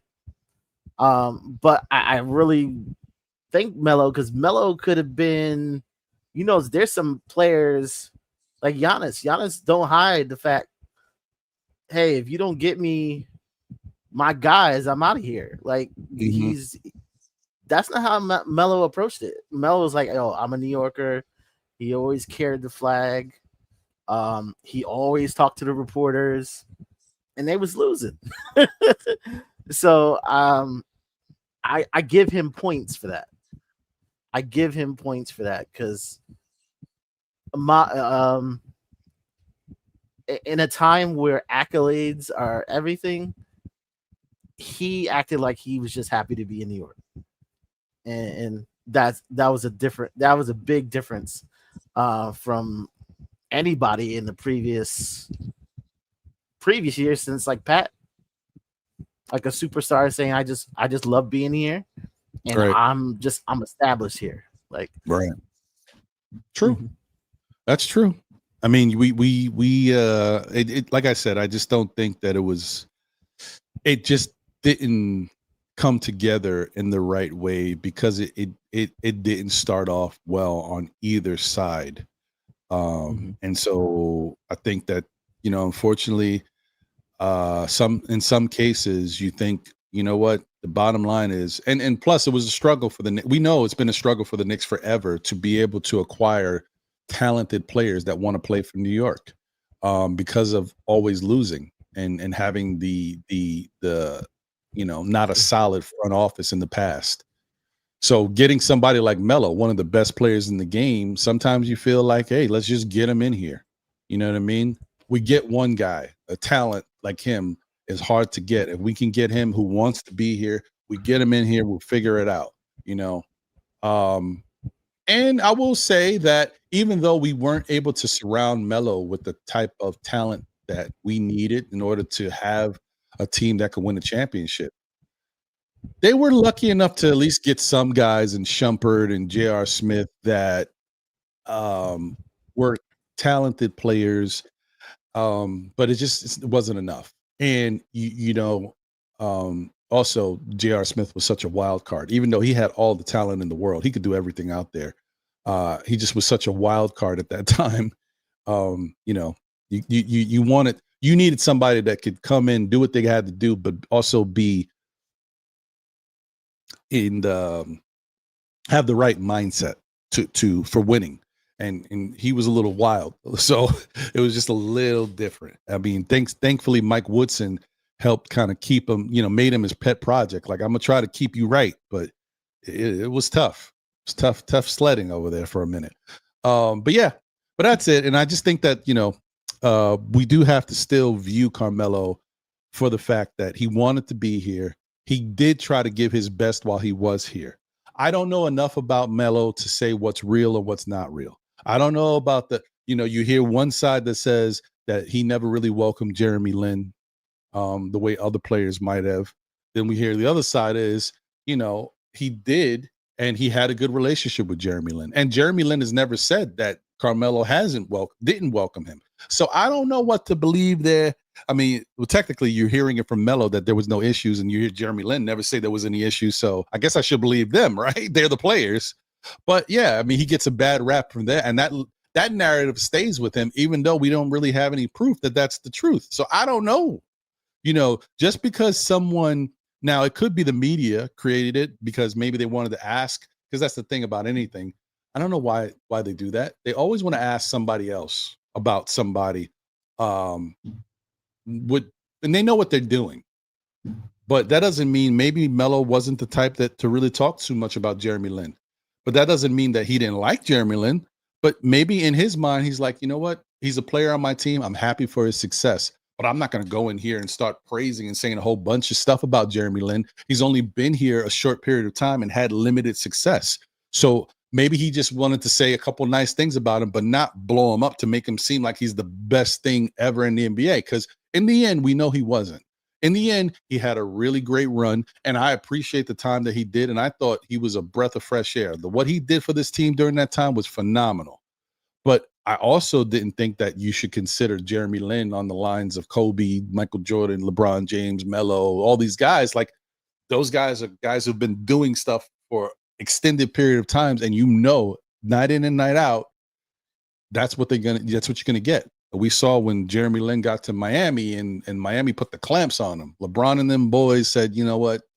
We don't believe it. And unfortunately, they kind of locked them up. But still, I just think that people, just because you don't hear all of the praise and glory that you want to hear, doesn't mean that he was definitely someone who didn't like him. I don't know. I don't know enough to say either way, but I just think that that's part of the thing that kind of led to people started, because people love Lin, Jeremy Lin and Linsanity. And if they hear there was a player on the team that didn't like him, they start to look at it in a certain way. So I don't think it helped. But we'll see what happens. I agree with Fritz. I do think that at some point, Melo's jersey will get retired. I mean, now it kind of makes sense. You can't not. Dude's a Hall of Famer, right? He played 7 years with your team, and he had good seasons. Why shouldn't his jersey be retired? You know what I mean? Like, Melo shouldn't really be a thought. I don't think the Knicks are that storied a franchise that they can really, second guess putting Melo up in the rafters compared to the other players that have been here over time. Let's not forget all the rotten seasons we've had with no players that could get us anywhere close to an all-star bid or even a playoff bid. Like, come on, man. And to points about Bernard King, I do think like Bernard King but he does get honored. I don't know if his jersey should hang in the rafters, only because I think, like guys were saying, he was only here a few years, like less than 5. That's tough. I don't know. If we can say that the 3 years or whatever it was that he was here, he was the best in basketball in those 3 years, maybe you could say that possibly. I don't know. That's tricky. But like, I just think that New York history for our teams, outside of the Yankees, who have such a storied franchise of everything they've done, when it comes to like the Mets and the Knicks, things are just different. Like, we talk about Rod Strickland, like he's one of the Knick greats because of the talent he had. But people forget Rod Strickland was only a Knick for 1 year. That's not nuts. That sounds crazy. What do you think about that, Fritz? Yeah. Isn't that crazy? I would never guess that Rod Strickland was only here 1 year. Yeah. My dad talks about it. I remember that time, but I was so young. Yeah. I was so young at the time, though. I don't know. I think New Yorkers like having the best of everything. So I guess that's a time that, Knicks fans thought they had something everybody else didn't have. So they look at it fondly. Yeah. Yeah. So. Yeah. It's just wild, man. And I mean, it is what it is. That's our legacy of our sports here. And I respect players that play well at a high level, but I don't forget the players that struggled here. or had tough. We had tough years being Knicks fans. I had tough year, like it's tough. It's just tough. So yeah.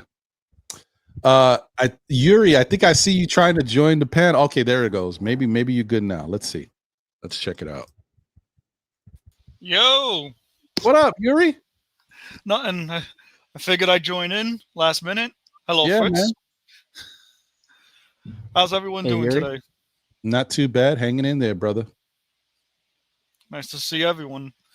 Hello to everyone in the chat. How we doing? It's funny because I just had this conversation on a call-up show with Karan last night that we're actually talking about this. The whole Carmelo Anthony legacy and respect. I said, like, if you want to put Melo's jersey in the Raptors, you have to put all the legends that played in the Garden as well before Melo. That's how I felt. That's and fair. I still feel that way. No, that's fair. Listen, the Knicks have had a lot of good players that have come through here, especially in older times. And I don't know if because we're younger in comparison. Like I don't remember. I wasn't even able to see some of these guys, and maybe they were here for a while. And when you think about what Melo did and compare to what their time was here, maybe they deserve to be up there too. It's fair. It's fair. And I was a huge Melo guy back then as well. I even told people too who I was discussing this with. We were in a dark time in Knicks Nation coming out of the early 2000s. We were a laughingstock for the early 2000s. Melo comes in, he changes, he gives us hope again. Right? They have that really good 2012-2013 season where they get knocked out by Indiana, right? They fire Mike Woodson after the 2013-2014 season, and then Phil Jackson comes in as the new GM. Phil Jackson sets it back 5 years apart. Probably even more considering what went down, And I just feel like Melo's got that street respect in New York. Like, if you talk bad about Melo, the New York Knicks fans will defend him. Some of them. I do know some. I'm not going to vouch for everyone.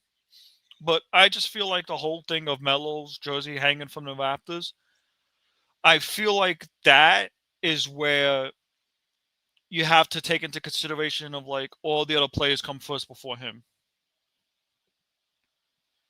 I think that's fair. And I don't think you're wrong in feeling that way. And I think that you make a very good point, and I think that should happen. Now, I don't know how many other players deserve to be up there before Melo. I definitely think that you're right, that there might be some that should get up there, but that doesn't change the fact that I feel like Melo should be up there.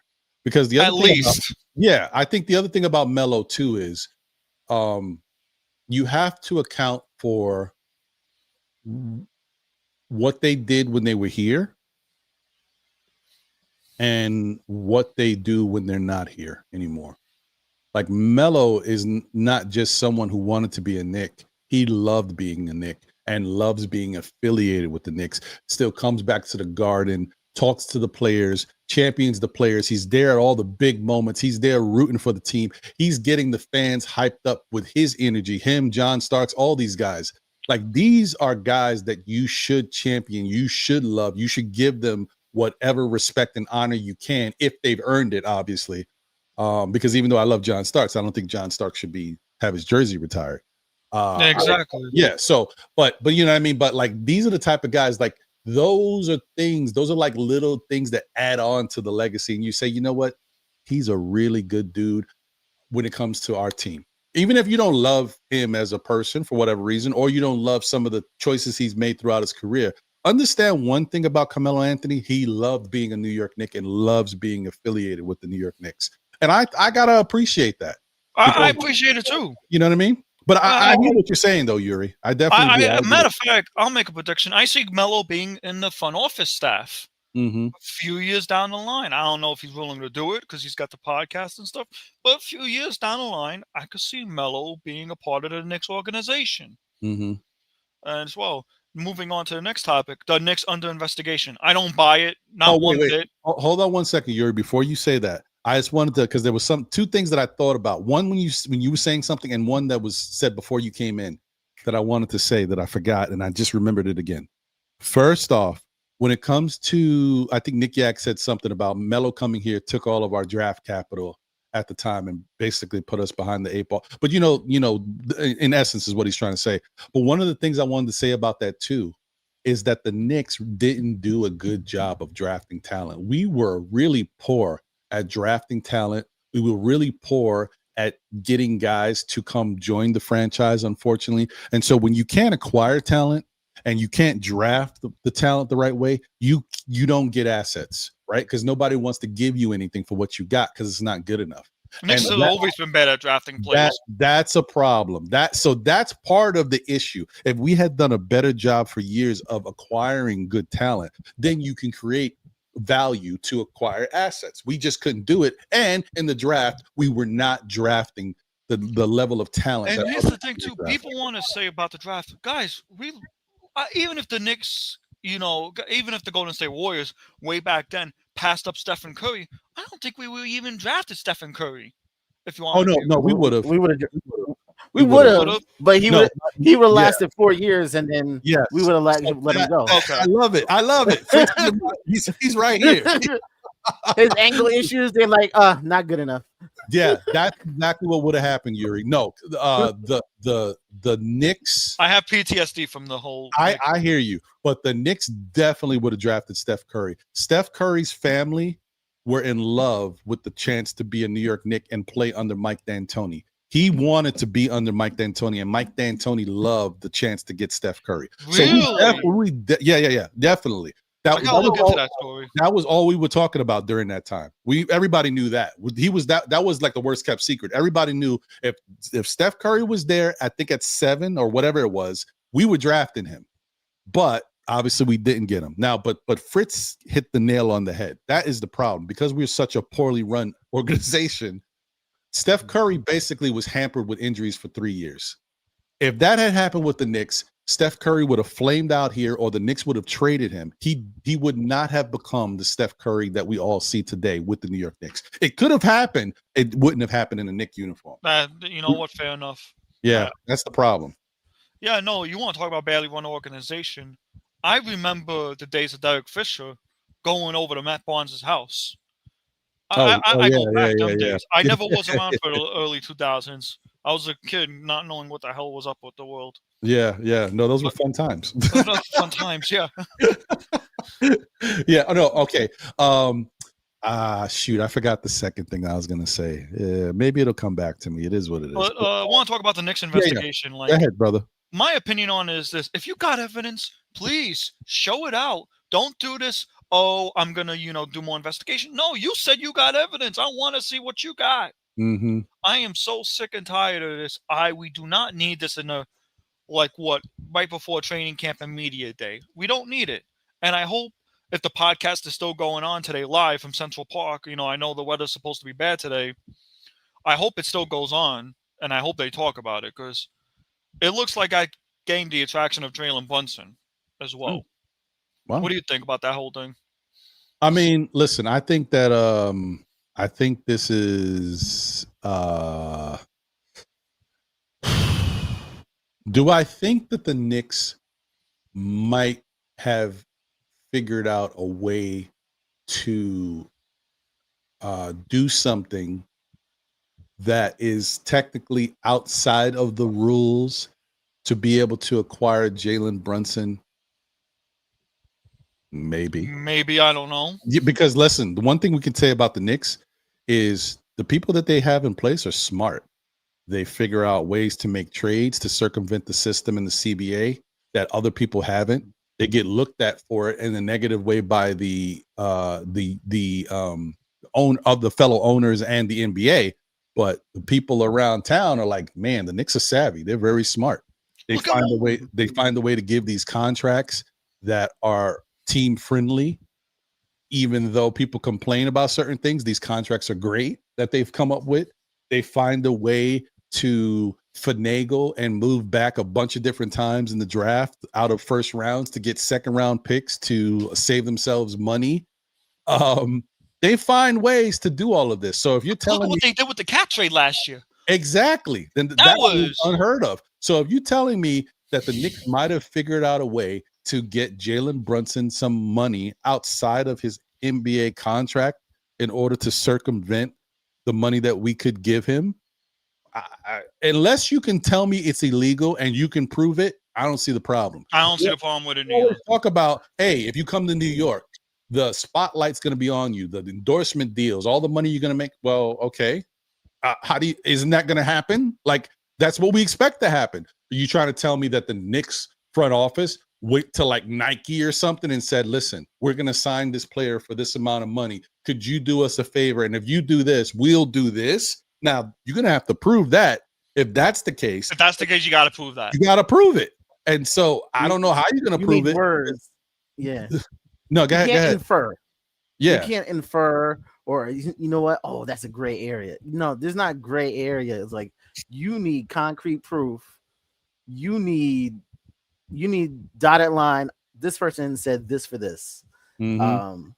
I think there are probably some rules that should be in place that aren't there that the Knicks take advantage of, because CAA is not only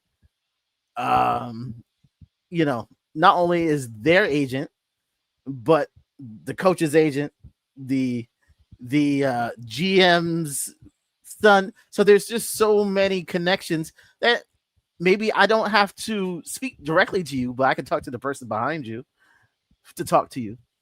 You know what I mean?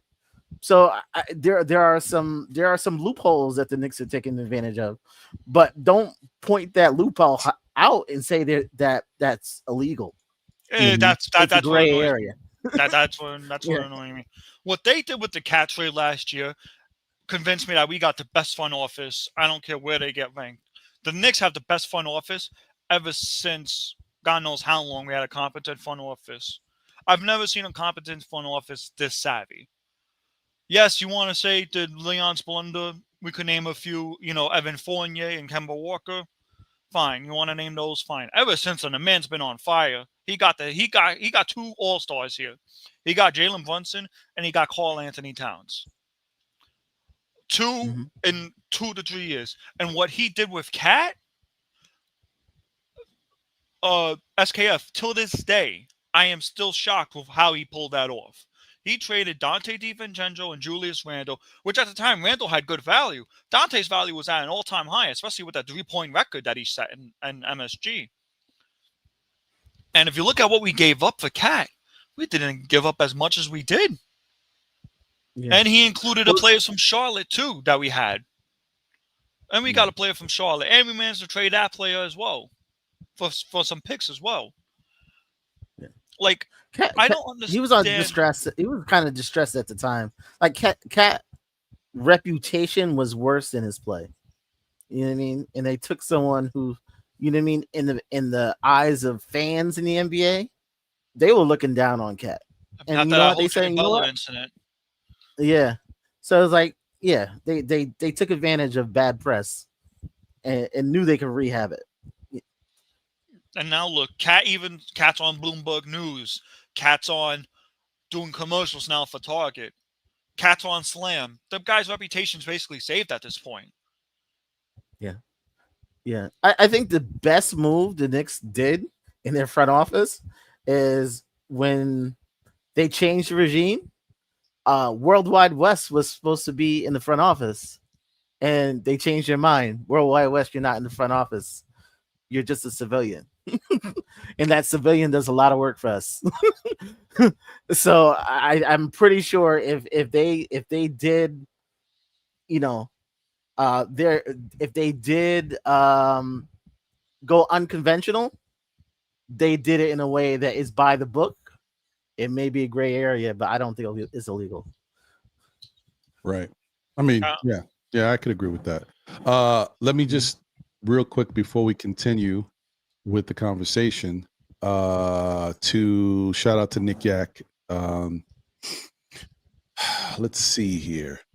So Nick Yak asked if we could take a look at Bernard King's numbers as a Knick. So, And like I said, this doesn't take away Bernard King's value or what he meant to the Knicks because he was a special player, but it puts things in perspective, and in hindsight, we can look at things a little differently. So he came to the Knicks in 1982. He played 68 games, 1982-83 season. Now, mind you, back then, the three-point line wasn't as big of a deal. You know, if you had a certain game, if you were a mid-range shooter, you were a mid-range shooter. You know, you get your buckets how you get your buckets. So he shot, which this is very interesting because once again, Bernard King was a jump shooter, right? This is remarkable. It shows you how good of a shooter he was, but maybe he just didn't have a lot of range on his shots. That's why he didn't take a lot of threes, but he shot 52% from the field. For a jump shooter, that's crazy. He attempted 16.7 2-pointers per game, whatever. His actual 2-point percentage, like shots, this is distance shots, was 53%. So hell of a shooter. Okay. He averaged 21.9 points his first year with the Knicks, which is a decent season. Nothing too crazy, but that's decent. Bad. He only had 4.8 rebounds and 2.9 assists. He had 1.3 steals. So at the time, these numbers don't look that like phenomenal, but you know, especially compared to today's NBA and how we know, like, you know, you got to do a lot more on the court to help a team win these days. But it is what it is. Back then, he was the guy who scored. So then his second season, 1983-84, he played 77 games. He shot 57% from the field. That's nuts. For a jump shooter, that's crazy. But he didn't shoot threes. he attempted 0.1. Like, nope, no threes. He averaged 26 points per game. He had 5 rebounds, 2 assists, he averaged 1 steal. That's just his game. Like, he was the scorer. And then 1984-85, which was his best season with the Knicks, he played 55 games. He shot 53% from the field, which is still crazy. And he averaged 32.9 points, almost 33 points. He averaged 5.8 rebounds, 3.7 assists, and 1.3 steals. This was his best season by far. And this is actually pretty good. So when you look at these numbers, almost 6 rebounds, almost 4 assists per game, and a little over a steal when you're averaging 32 points. Now that's a hell of a season. That is one good of a season. Yeah, he was getting busy that year. And then he had one more year. So he played he didn't even have. He only really played 3 seasons because the fourth year, 1986-87, he only played 6 games with the Knicks. So, I mean, I don't even know if we want to count that. He averaged 22 in those 6 games. And he only shot 49%, which is still great. But so I don't want to talk about that too much. So it's really 3 seasons. Yeah. So that's what he did. So it's kind of tough to say that his jersey should be in the Raptors. It's tough. Like, for example, and on what I'm looking at, I'm on Basketball Reference. It even shows like where they finished in MVP voting. That first year with the 21 points per game, he finished 16th in MVP voting. Interesting enough, go figure. How does this make sense to y'all? His second season where he averaged the 26 points, he finished second in MVP voting. Right? That does not make no sense at all. Right? But no, I mean, but hold on. That's not what don't make no sense. This is what don't make no sense. So he finished second in MVP voting. He was an all-star. And I think he made NBA first team. The third year where he had 32.9 points and almost 6 rebounds and 4 assists, he finished 7th in MVP. You telling me there was 6 more people better than that season that he had? 6 more people? That was a losing season. Keep that in mind. That's crazy. He finished an all-star. He made the NBA first team. But 6 more people that were better than that season that he had? That's wild. But whatever. So, yeah, anyway, that's Bernard King. That's his numbers now. I want to end it off with this because I do have to walk my dog before I pause. I want to end it off with this. This season, next season, right? this is probably going to be the most important season for the Knicks because not only the NBA is looking into the Jalen Brunson contract that you just put up, they're going to have to face all kinds of pressure this season. Guys, this is only just the beginning of what we're seeing. So I want to leave it off with this. Do you expect more attacks like this as the weeks go by into the NBA season? That's the question I want to leave you and Fritz. And with that, I take my leave. All right, my brother. Appreciate you as always, Yuri. Thank you for joining. Let me switch this up real quick. I put the wrong thing up. I meant to put the other. My bad, guys. That's what I meant to put up. So, all right, let me answer and get Fritz's take on it. First off, let me just say one thing to Nick Yak. He said Melo never had a season like Bernard on bad knees. That's fair. But I will tell you this. If Melo could get rid of shooting threes and focus only on twos the way Bernard King did, oh no, dude barely missed. I mean, I think he would be his shot and the way he scored would be different too. Just want to throw that out. But Bernard King was phenomenal. The way he shot, like those numbers were nuts. Like the percentage from the 2-point range is crazy. So I honestly don't think, I don't know what you think about Fritz, but I don't think that if after they do some type of investigation into the Knicks right now, I don't think they're going to continue to investigate if they don't get anything fruitful out of this. Because the one thing we know is that the New York Knicks are a storied franchise just because they're New York and the Madison Square Garden. And the other thing you know is that James Dolan doesn't take anything lightly. So if you're coming after James Dolan, do what you got to do. Better prove it. Mm-hmm. But if you can't prove it, okay, maybe he'll let it go. But if you want to continue to come after him and you can't prove anything, he's going to fight back. And I don't think you want to put yourself in that situation to go toe-to-toe with James Dolan because you know how petty he can be. Anyway, what's your thoughts, Fritz? No, I think people are I think they're just jealous because since we've been in basketball, everybody has always said, oh, we could do this if they just take less. And they never take less. They always go for the money. And you finally get one person who's saying, I'll take less. I think they have to make it look bad. They have to make it look bad because you did something that nobody else has done. Mm-hmm. And it looks simple. And it's very simple what he did. But I think they're just trying to discredit it because it's such an outlier thing to do. Mm-hmm. You know what I mean? It's such an outlier thing to do. They just have to tear it down because their guys ain't doing it. Yeah. You go to LeBron is what 40 years old. Ask LeBron to take less. Right. At this point, yeah, okay. LeBron said he wants to win a championship. All he has to do is take less. You know that ain't gonna happen.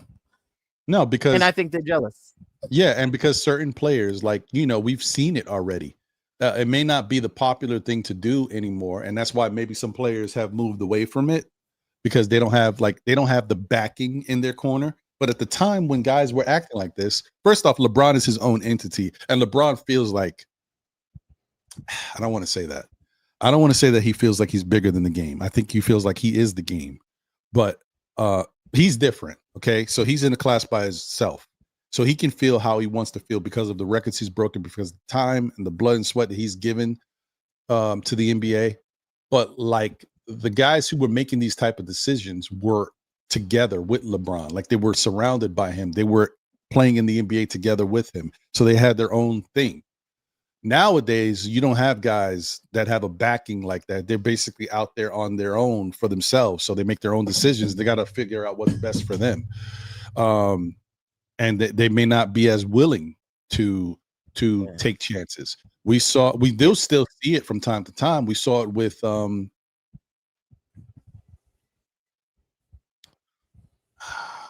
what's his name? Damn it. The dude that played with Dallas. He played with the Nets. Point guard, light skin. Duran? No, after him. Darren Williams? After Darren him, Williams. not as good. He bet on himself. He signed the crypto contract. Yes, Dinwiddie. Dinwiddie, yes. Huh? So we saw somebody try to do something and create something different that's never really been done before. He bet on himself, and I think initially when he did it, it worked. Now I don't know if he did it again and if it worked. I think it kind of backfired on him. But initially he did it and it worked. So, but you don't see a lot of guys taking chances of being willing to do stuff like that. So the fact that Jalen Brunson, you worry about how he got here to the Knicks, because some people already questioning the fact that he left Dallas in a what they feel was a favorable situation. But he already explained it. Mark Cuban and the organization offered him a low ball offer. It was a disrespectful offer. And the fact that he turned it down, I mean, there's no one to blame, but that's the offer they made. And then by the time they wanted to come back, it was too late. He already felt disrespected. So he chose to go somewhere else. Well, what's the problem there? I don't get it. I think that's what everybody, they never really said, he never really said what the issue is. But I think, if anything, I think the issue would be, hey, Dallas offered him, Dallas didn't offer the money. And then when Dallas was ready to offer him something, he basically said, no, thanks. I'll see this summer. I'm betting on myself. If the Knicks talk to him or talk to his dad between that time.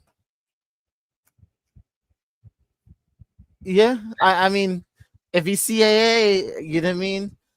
As long as it wasn't Dolan going up to his dad, I don't see a problem with it. Right. If it was Worldwide West put something in his ear, he ain't part of the organization. Yeah. Like there's certain things that happen in sports that sometimes just don't make sense to the average person, right? To the average person, why would they do this? Why would this person do that? Well, this doesn't make sense. Why would you do? So Jalen Brunson could be one of those people. All right. He left $100 million on the table, but it's not like you're saying Jalen Brunson left $100 million on the table. He's going to play out the rest of his contract and then retire. His career is over. He knows that his career is still just beginning. Like he's ascending right now. He hasn't hit his plateau yet where now he's leveled off and he's going to stay there or he's going to start declining. He's still ascending, right? And so he knows that I took $100 million less right now, but this is to benefit me and to make me happy to be here. I would love to be here. I want to win with the Knicks, but if you can make me happy and give me what I want while I'm here, I think it's worth me taking $100 million less. These people ain't starving. They're not trying to figure out where the next meal is. He's still got $150 million, right? And for some people, $150 million goes a long way. And especially when you know that after this contract, I'm getting at least 150. I mean, I'm just saying that he's getting at least what he's got now. And, we know he's really getting possibly double that, if not more. So why wouldn't I do that? You telling me I could take $100 million less? Yes. Is it going to hurt me? Fine. Contractually, it hurts me compared to my peers, but I get to play with my boys. My dad is here. I'm happy in New York. I'm married to my love of my life. I just had a new baby. Okay. I'll take less for now. If it gives me a chance to build the team. And that's another thing too, guys. Remember how we talked about Melo and how the teams were never really built around him because of certain things? Brunson could be the same way. But Brunson said, you know what? I'll take $100 million less and leave some money out there so that the Knicks can try to do something to add more pieces around me so that we can win. That is smart. That's, hey, I'll let the team try to get us better so that I can be better. And eventually I'll still get paid my money because there's no doubt about it. Jalen Brunson is going to get more money in his next contract and he's going to be set. So why not do that to be happy? There's nothing crazy about that. It's just crazy because we're not used to players being this unselfish and saying that, you know what, I'm going to try to make my team better for the long run so we can win. We've seen it in sports with other players, guys who have no business leaving the game left. Jim Brown left. Barry Sanders left at the top of his game, only played 10 years and he was out. It happens. Yeah. I think he also gets it that the money he possibly could make more by taking less. Like his money could work harder for him because his name is bigger. Like so let's say he retires for $200 million. In his lifetime, he's not going to buy $200 million worth of cars. He's not going to buy. So it's what your name means. So if I want to go buy part of a football team, unless your name is big enough, you're not going to be part of our ownership group. Right. You know what I mean? Derek Jeter can go out there and say, hey, I want to buy part of this team. And they will do it because it's Derek Jeter. If some NBA player has a lot of money, but he has no name, he can't do that. And I think the connections he gets in New York, the bigger he becomes in New York, that money goes a whole lot further, and he can do a whole lot more things after he's done. I think there's truth there. I can agree with that. Quick shout out to those who may have joined. Appreciate you guys for tuning in. If I missed anybody, or if I miss anybody, it's not for lack of trying. You know, I may just not have seen your name, but I want to shout out the people that I did see most recently pop in. Shout out to D Grant in the building. Appreciate you. Hold on. Hey man, let me see if I put that up. Here we go. Where's D Grant? There he goes. Shout out to D Grant. Good to see you. Appreciate you. Shout out to King Ribby in the building. What up, King Ribby? Appreciate you. Good to see you. Shout out to Marvin Smith. What up, Marvin? Good to see you, my guy. E. Gibson is in the building. Jersey retire. Shout out to you. Good to see you, my brother. Building Blocks is here. Salute. What's going on? Oh, no. It wasn't I see. Yeah, it could have been Devin Harris. No, it was Dinwiddie is who I was thinking of. Appreciate you though.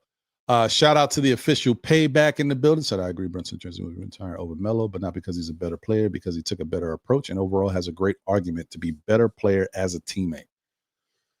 I mean, it's a different time, so I mean, it could be. We'll see. Shout out to Apaka Knicks now. That's an interesting name. Nice. He said, why the league isn't investigating the Sixers for making an under the table deal with Kelly Oubre accepting a $2 million contract a year. Well, technically, this wasn't really against the rules unless there's something I'm missing. But it is you saying that I'm going to take less money now, bet on myself, and, you know, if things work out, they will pay me the next year. There's nothing against the rules with that. It's the same thing I've been trying. I was hoping to get to happen for the Knicks this year. We know the Knicks had that veteran minimum contract that was a little over $2 million, whatever it is. I was hoping that a Marcus Smart or somebody was going to do the same thing, right? Come in, take that $2 million deal and just play it out. And then the next year, you know, we'll pay you more money. Like you'll fall into line so we can offer you a contract. But unfortunately for us, you know, these guys know that the Knicks have a lot of players already over here that are guaranteed minutes. And so they're not, their concern is how much playing time I'm going to get and what's going to be my role in the offense and how are you going to use me. And some people just saw that their role was going to be limited, so they're not willing to do that. Kelly Oubre bet on himself and said, you know what, coming from where I'm coming from, the 76ers look like a good deal. I'll take my little $2 million, even though I was making 13 or 14 million the year prior. And then next year they'll give me which they did, and they paid him, and he's making more money now. So there's nothing wrong with that. I don't think that's illegal. That you can do. It's just a player has to be willing to do it. And usually you find that it's easier to get players to do that when they've already had a buyout because they're making more money anyway. So they're taking $2 million from the Knicks, but they're still getting paid from their old team, for example. But Kelly Oubre, it wasn't the situation. He didn't have a buyout. He just took $2 million. I'll play for this $2 million, and whatever. Next year, hopefully they'll give me a bigger contract, which is what happened. But I hear you. But I just think that one is tough because I think he did that. That was with the rules in mind. I think he was fine. Shout out to D Coolest in the building. Says Metal jersey will be hung up in Denver before New York. I can definitely see that. He played 8 years with Denver. Denver Melo was damn special too. Some might say Denver Melo was better than New York Melo because Denver Melo was explosive. He gave you all that and a little bit more. Who knows? They gave the number up. They let George Karl talk continually about him. Yep. And George Karl was a beast. Freaking monster. You ain't lying there, brother. I don't know. I don't know. I mean, maybe. Shout out to Shauna Williams. And thank you for being. I think this is my first time seeing you in the chat. Appreciate you. Let's go. That's all. That's for the ladies, Shauna. So you're one of the ladies. You get that. She said he still took the most available on the table at the time. Talking about Jalen Brunson. Yeah, I mean the 151, whatever it was, or 156. It was either 151 or 156, something like that. That was the most he could get, so he took that. But he could have waited a year and got more. He decided to take that and leave the money on the table. So we got to give him credit for that. All right. So appreciate everybody. Thank you once again. Please smash that like button for the show if you like what you're seeing, and subscribe if you enjoy the content. Okay. Got a super chat. Oh, hold on.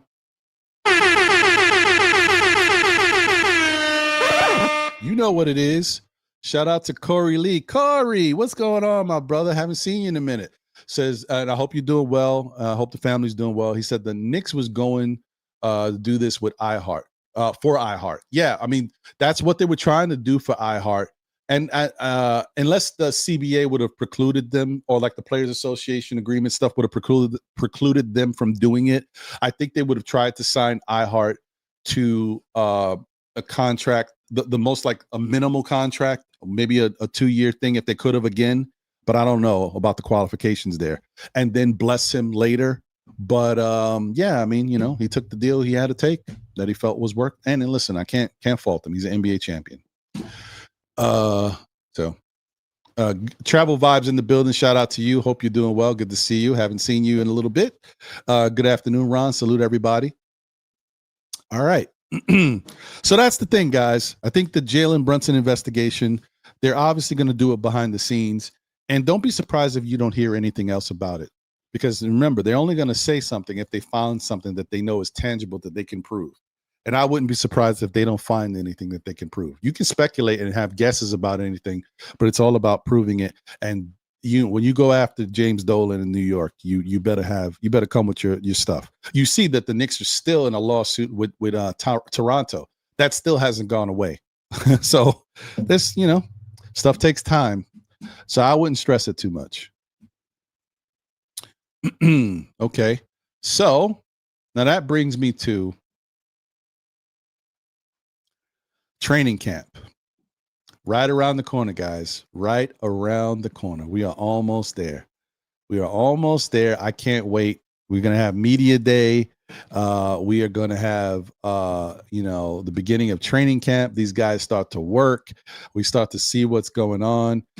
Fritz, what's your thoughts on training camp and the Knicks to start the season? Do you feel like this is a typical training camp where a new coach comes in and can work on implementing, all of the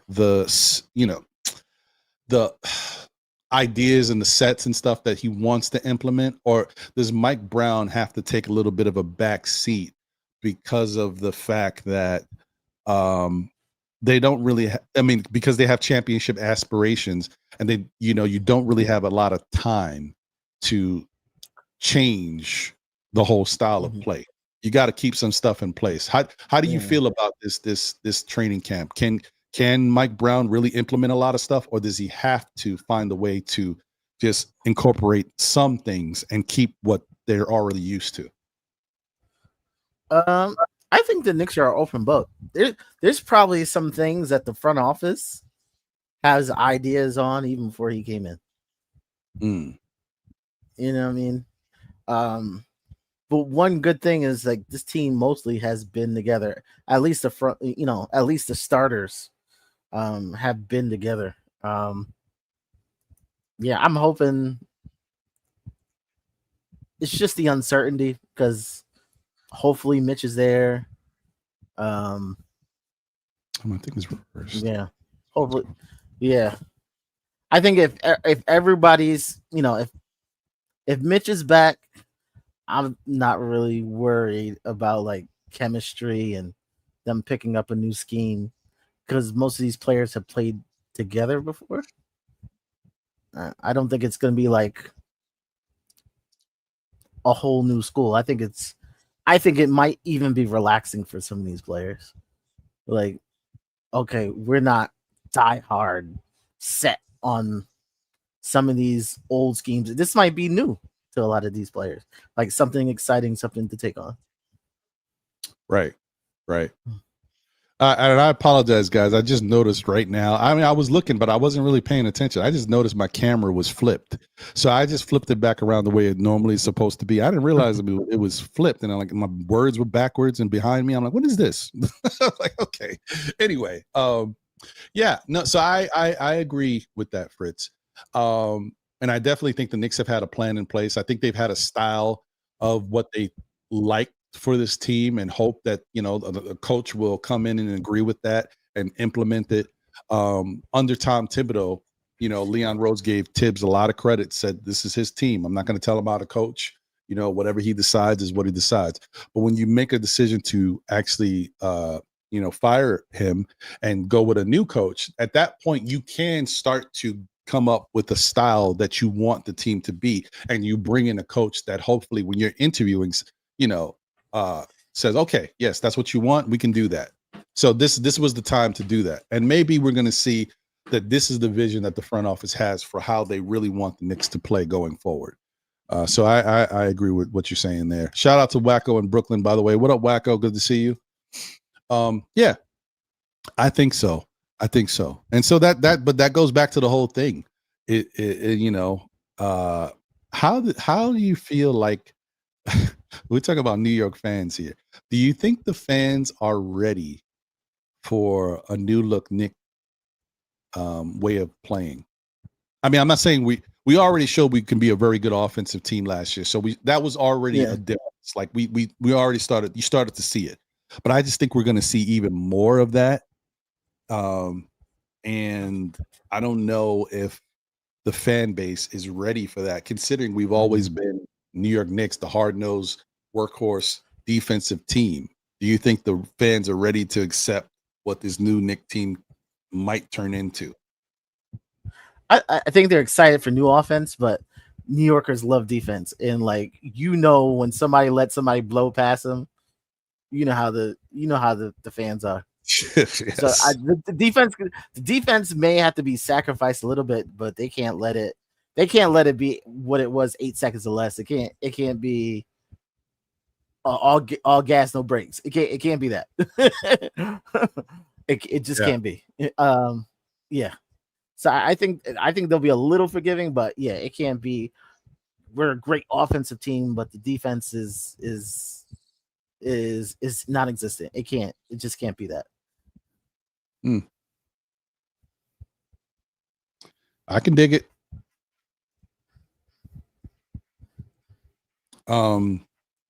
Yeah, I think that's we have to keep you may not, you can change and implement new things and become something better, but you can't stray too far away from what has always been the identity of a New York basketball team or a New York Knicks basketball team. Because let's not throw the Brooklyn Nets in there. We don't know what their identity is. But yeah, so I mean, we got to keep some defensive principles in the mix, and we also know that I am one of those that I agree with the terminology a little bit. Defense is very important to winning championships, but I don't want to just blanket say defense wins championships, because I think if you have a incredible offense with a good defense, you can win a championship. But your offense got to be incredible. You got to have a good, like, your offense has to be elite, upper echelon offense. You can't just have some run of the mill, we can score 90 points type offense or 105 points maybe, and think that that's going to be enough with a poor defense. No, it has to be an elite level offense, or it has to at least have elite level production, because the scoring goes down in the playoffs, but it has to be elite level production with an adequate defense.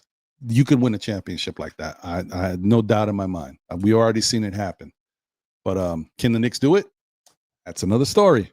What do you think? I mean, Fritz, I know we talk about this stuff all the time and just understanding, but do you think that the Knicks have enough to be a decent defense, average defense? Like, I would say anywhere between, I don't want to shortchange them, but I also don't want to give them too much love. So I'm going to say the Knicks defense can be anywhere from 10 to 20. I don't think they'll be worse than 20. I don't know if they can be top 10. Do you think the Knicks defense could finish somewhere between 10 and 20, and the offense can be top 10? Like, anywhere in the top 10. Yeah, they have to be. Like, I don't want to be in the lower half. I don't want to be in the lower half. I think I can look at last year and I said we should have been like a top 5 offense, and an average defense, and it should have been enough. Like, it really should have. Yeah, and I know I pointed this out last week. It's a funky stat, but it's still true. It's just all about how you look at the quantitative data, right? I told you guys that the Knicks finished second in defense in the playoffs. It's still a stat. I mean, there might be some other things that play into it, but that was the case. So it is what it is, and we already know the issues with the Knicks defense. A lot of that was, versus Detroit, and because it was low scoring games. It was also versus Boston, who was shooting their one-dimensional offense and not doing enough to really put the pressure on the Knicks defense.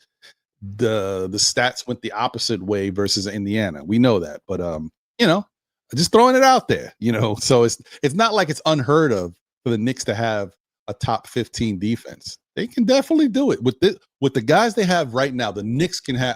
I guarantee you 100%. The Knicks can have a top 15 defense. Will they? Don't know. Guys got to buy in. They got to play the right way. But they have enough talent that they could be a top 15. Top 10 is a different story for the whole season.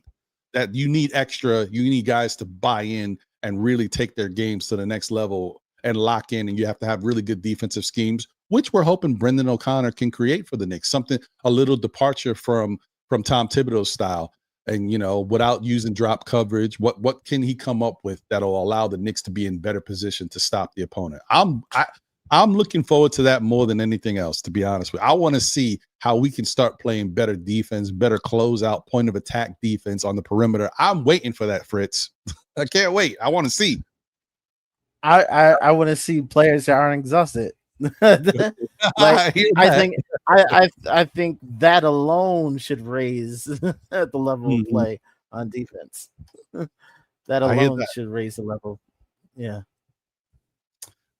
So what's your is there anything, do you have any expectations or something that you're definitely looking forward to in this year's training camp, whether it be a position battle or anything? Is there anything that you got circled on your list, like I can't wait to see how this plays out in training camp? How real Pakem Dadier is. Ooh. Like, is he a project, or is he ready?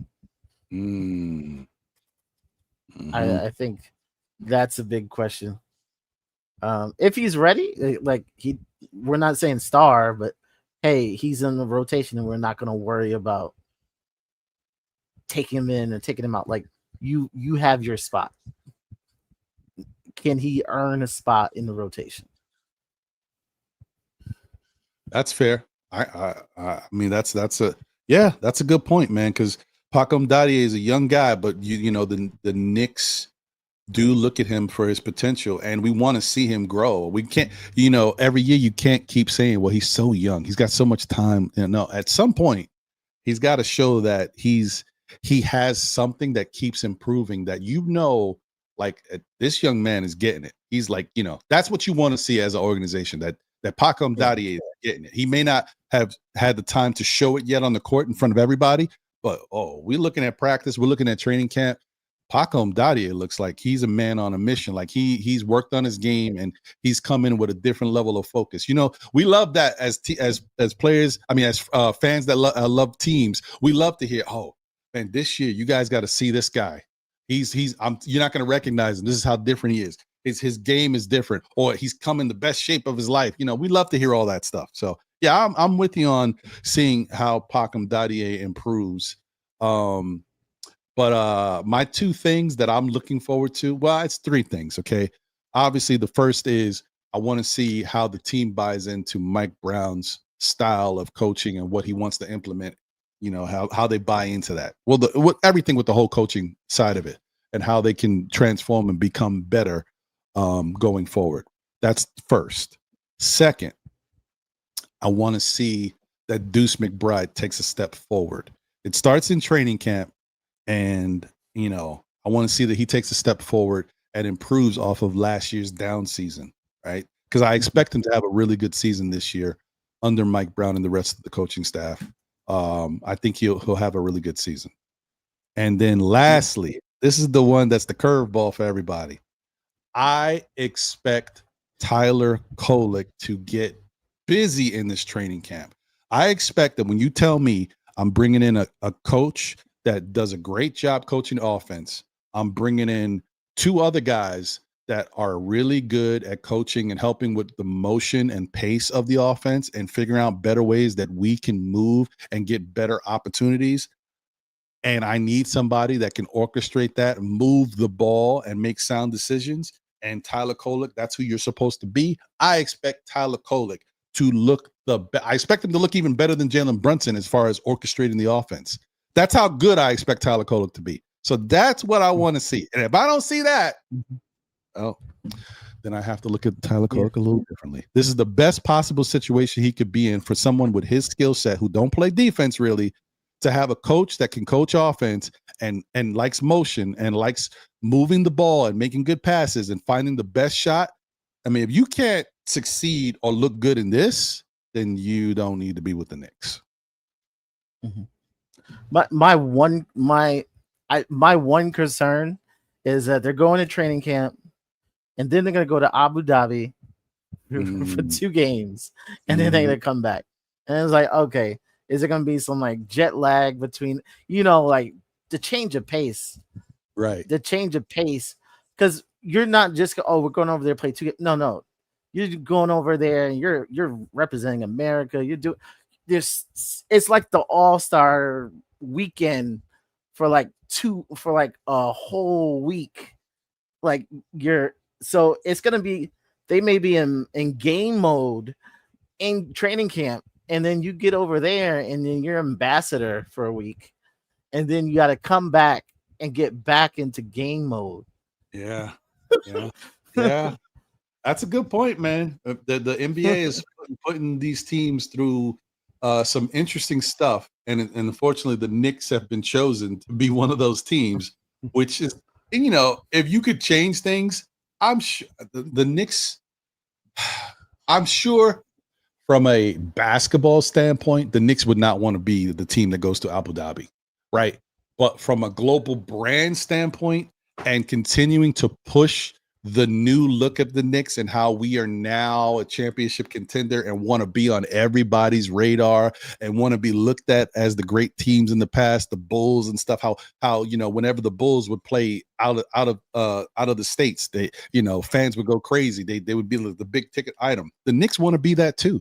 They're one of the most revenue wise, that the valuation shows the Knicks being one of the biggest in valuation in sports, let alone in the NBA. But you want to live up to that, the hype as well. You want to have the fanfare of that, right? You want to be looked at globally in that same way. And that's why the business side of it, the front office and Dolan and the organization, yes, we want to be the team that goes to Abu Dhabi for that standpoint. But yeah, this isn't ideal. I agree with you on that, Fit. Especially a new coach and everything else. This is not ideal. So, but it's happening. There's no way around it. It's gonna happen. So No Caps Life Anderson says, enough with Kolek. Why are people trying to force him in the rotation? Because this is it, No Cap. Like, you got to understand, you made a choice to draft this young man. You know what his skill set is. You went out and you brought coaches that could benefit his skill set. So if now is not the time to see what you have in this player before you decide if you want to move on, then when is the time? Now is the time. We're a championship level type team. We want to win a championship.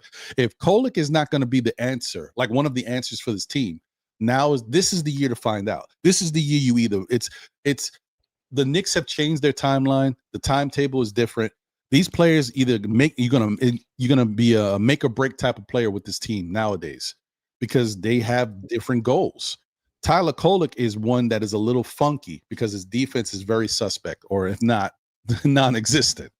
So this is his moment. He's got to shine right now.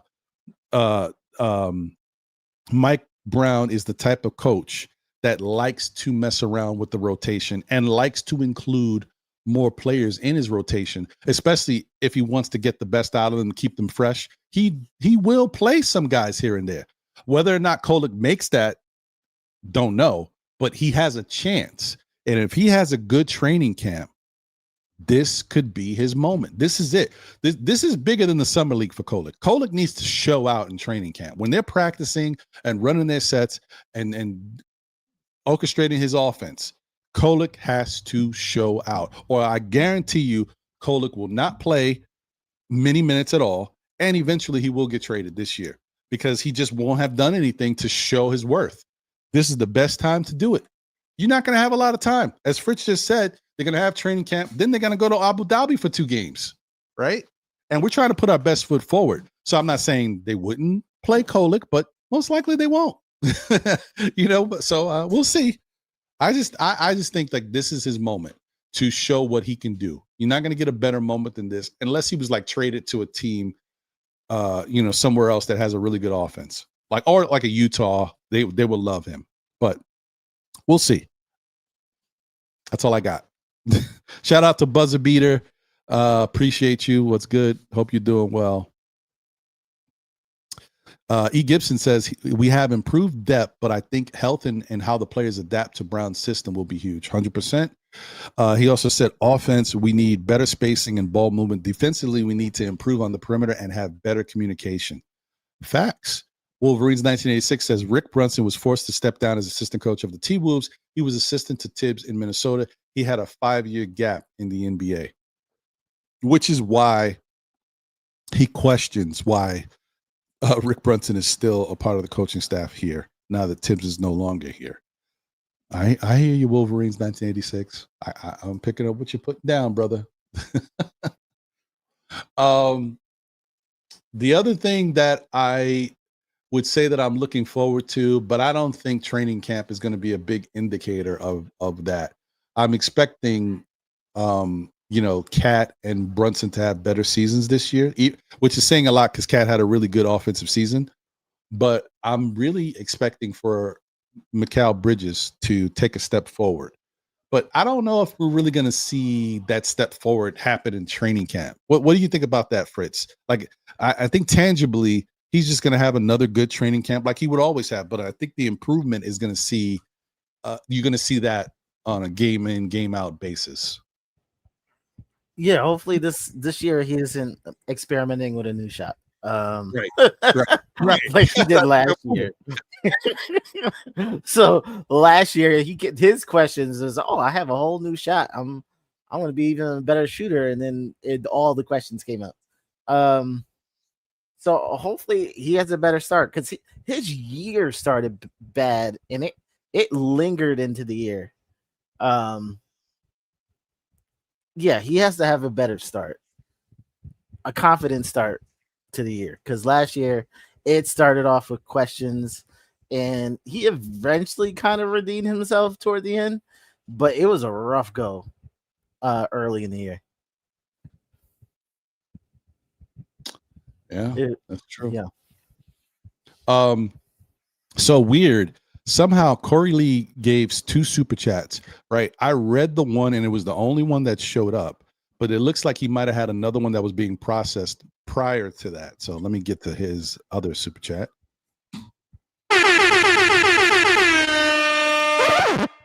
Shout out to you, Corey Lee. Appreciate you once again. He said, Ron and Fritz, this is an old problem that has just arisen.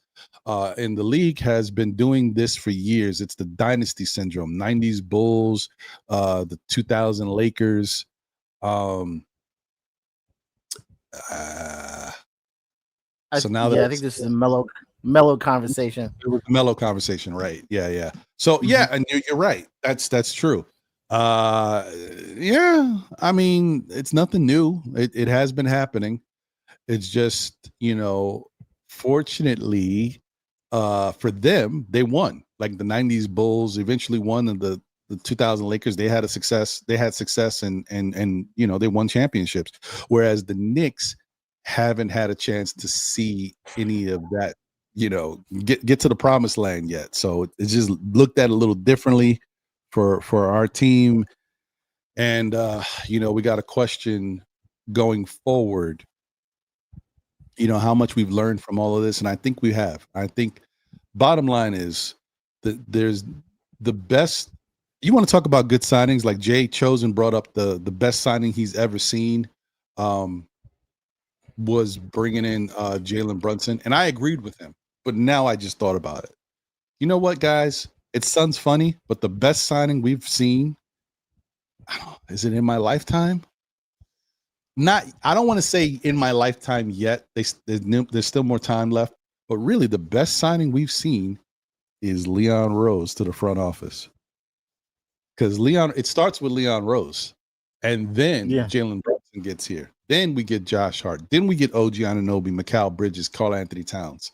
Leon Rose and his willingness to not only be frugal and hesitant early, but have a plan for how to help the team while he was doing it, bringing in Josh Hart and stuff like that. And then after he starts to build certain pieces and put them in place, then he opens up the trade simulator and gets aggressive with Karl Anthony Towns and bringing in Mikal Bridges. I can respect it.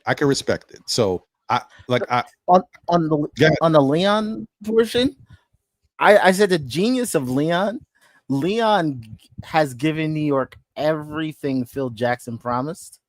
Because Phil Jackson, when he came in, I'm going to change the franchise and we're going to be world class. We're going to be a world class medical staff. We're going to have a world class facility. We're going to have and he delivered none of it.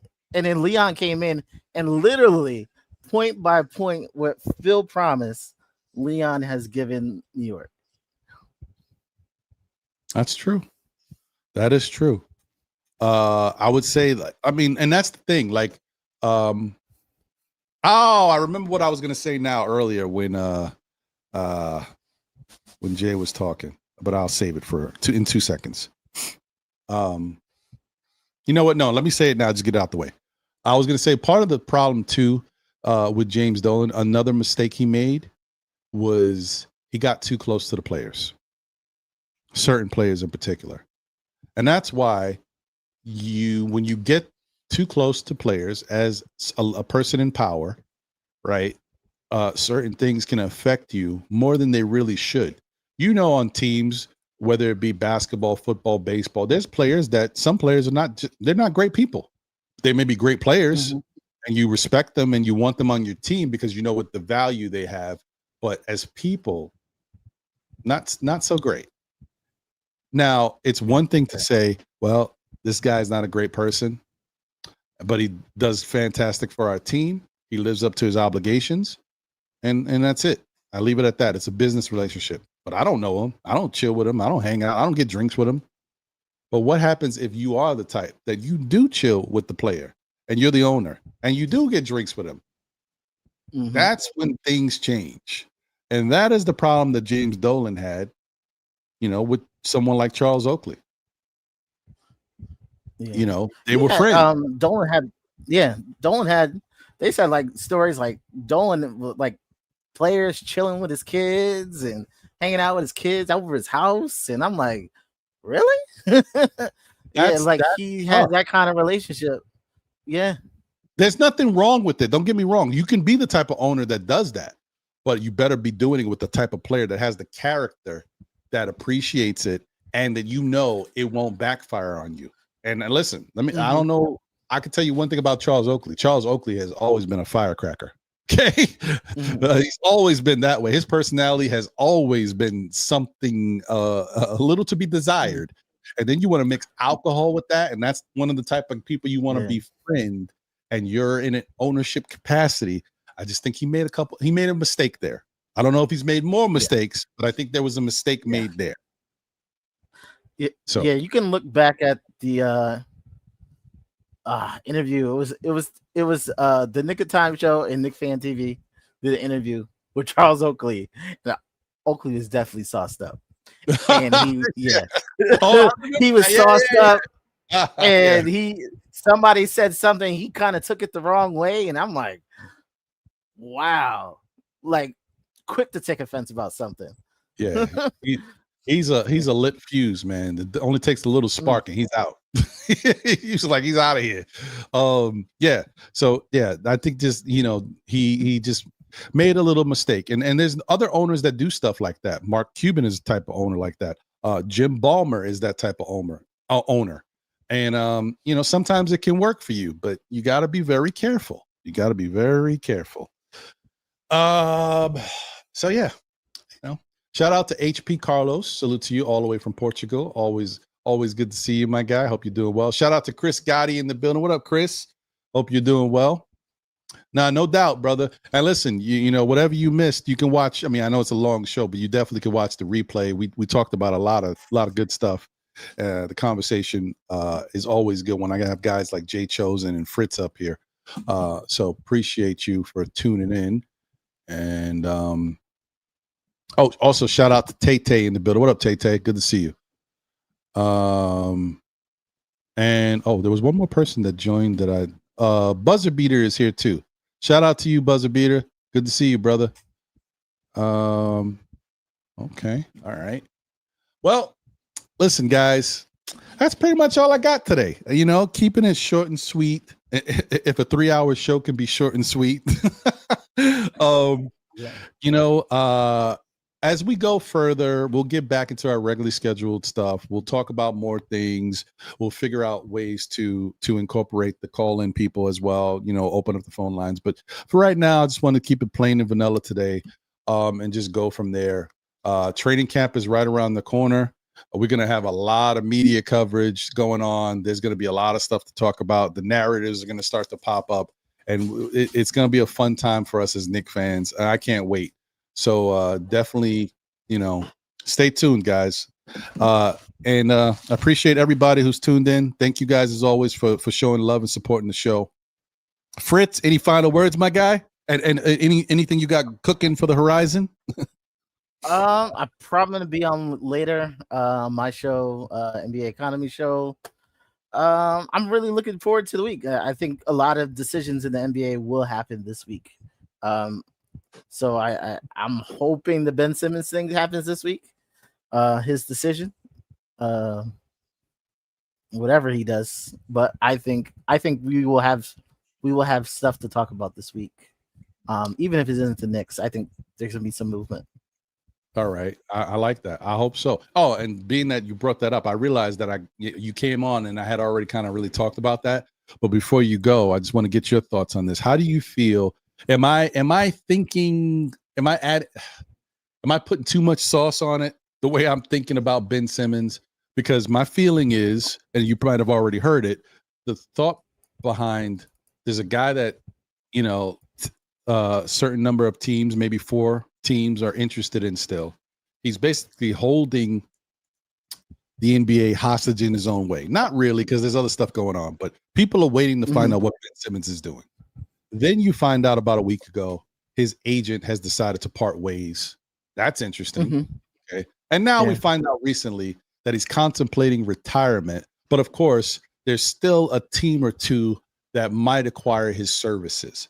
How do you feel about a guy that you know has never come out and said they are trying to, they have a goal set for anything? I don't care. And I put it out there in the best way possible. I said, even if he just wants money, I want to get a bigger contract. I want to get my next big contract, or I want to be an all-star again, or I want to win a championship. He hasn't said anything. We don't know anything about any of his goals. And then we hear retirement. We hear the agent is gone. How do you feel about a person like that coming to a team that's trying to win a championship and thinking like this guy could be an X factor? What's your thoughts on the current state of Ben Simmons? I still want him. I think he's finally getting real with himself. Like I think I even saw a YouTube video of him last year, and in his mind is, I'm gonna snap back to who I was. And I think he finally figures out he's not going to be the player he ever was. These teams, they lost faith in you. Basically, you're going to play for a minimum, and he can have a great year. They're still not going to pay you. You're going to be a minimum guy from now on. Are you playing basketball for the money? Are you playing basketball because I want to prove everybody wrong? Or are you playing for the love of the game? Like, you have to figure out why you do this, because he's made 100 over 100 million in this league. If he's doing it for the money, there's no reason for him to continue, because he can make more money in front of his computer screen for the rest of his life than he does playing for any team in the NBA. So he has to figure out why he's doing this. And I think he's hoping for a little bit more love than he's getting. I mean, that's fair. I hear you on that. My whole thing is, I mean, yes, if at this point that your thought process is I'm only concerned about the money, yes. Is it a negative in some ways? Yeah. I mean, you would want something else to motivate you. But for me, I've watched other people be motivated by money and go out there and play incredibly. So I as a fan for my team, I don't care what motivates you as long as something motivates you to play your best. For him and what he values in life nowadays and where he's come in his journey, I don't know. Like I said, Ben Simmons is a very big question mark. We don't know enough about him because he wasn't on our team. And you know, that's his business. But so I still think I'm not mad at his thought process if he's considering retiring because his passion, his heart isn't in it, or if he doesn't know what will motivate him. But then just do it. You know what I mean? Don't leave yourself in this situation where you're not happy with your prospects. You played for the Clippers. Obviously, the Clippers didn't bring you back. You're not getting what you might feel like even at this point you're worth on the open market, but part of you still wants to play. You're just like, you feel maybe he feels a little bit disrespected, you know, because I think so too. He's had a tough journey, bro. He's a 3-time All-Star. He has done something in this league. It's not like he hasn't. Maybe he feels a little disrespected. So I don't know. It's tough, man. It's tough. It's a wait and see. I'm really just concerned. Like, I'm more of, when it comes to certain things, I'm more of like, I hate to see it fall apart, especially when there were signs. Like, I would hate to bring Ben over here and then he just doesn't like, something turns him off, right? Maybe there's, because the other thing too, This is another thing that we can never forget about with this New York Knicks team. It would happen with any team, but especially a team like this of this caliber, when you got Jalen Brunson, who has ascended to certain heights here, right? And then he's had his people around him. He's had Dante with him. He's had Josh Hart. You know, he's got McCall now. So there's a little bit of a culture here. He's got his people. That's one identity on the team already. One little click, if you will. Then you bring in Karl Anthony Towns, who played 9 years with Minnesota and was the star player over there for the most part until, you know, Anthony Edwards kind of supplanted him. You got him here on the Knicks. Then you got Mikal Bridges, who was a part of the Villanova thing, but he also was a part of a team in Phoenix and then went to the Nets and was the guy with the Nets, even if it wasn't warranted, but he was still the guy with the Nets for the time he was there. And he's here.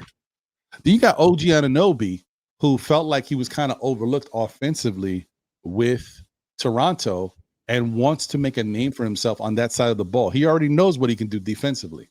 And he's here. And then you bring in Ben Simmons.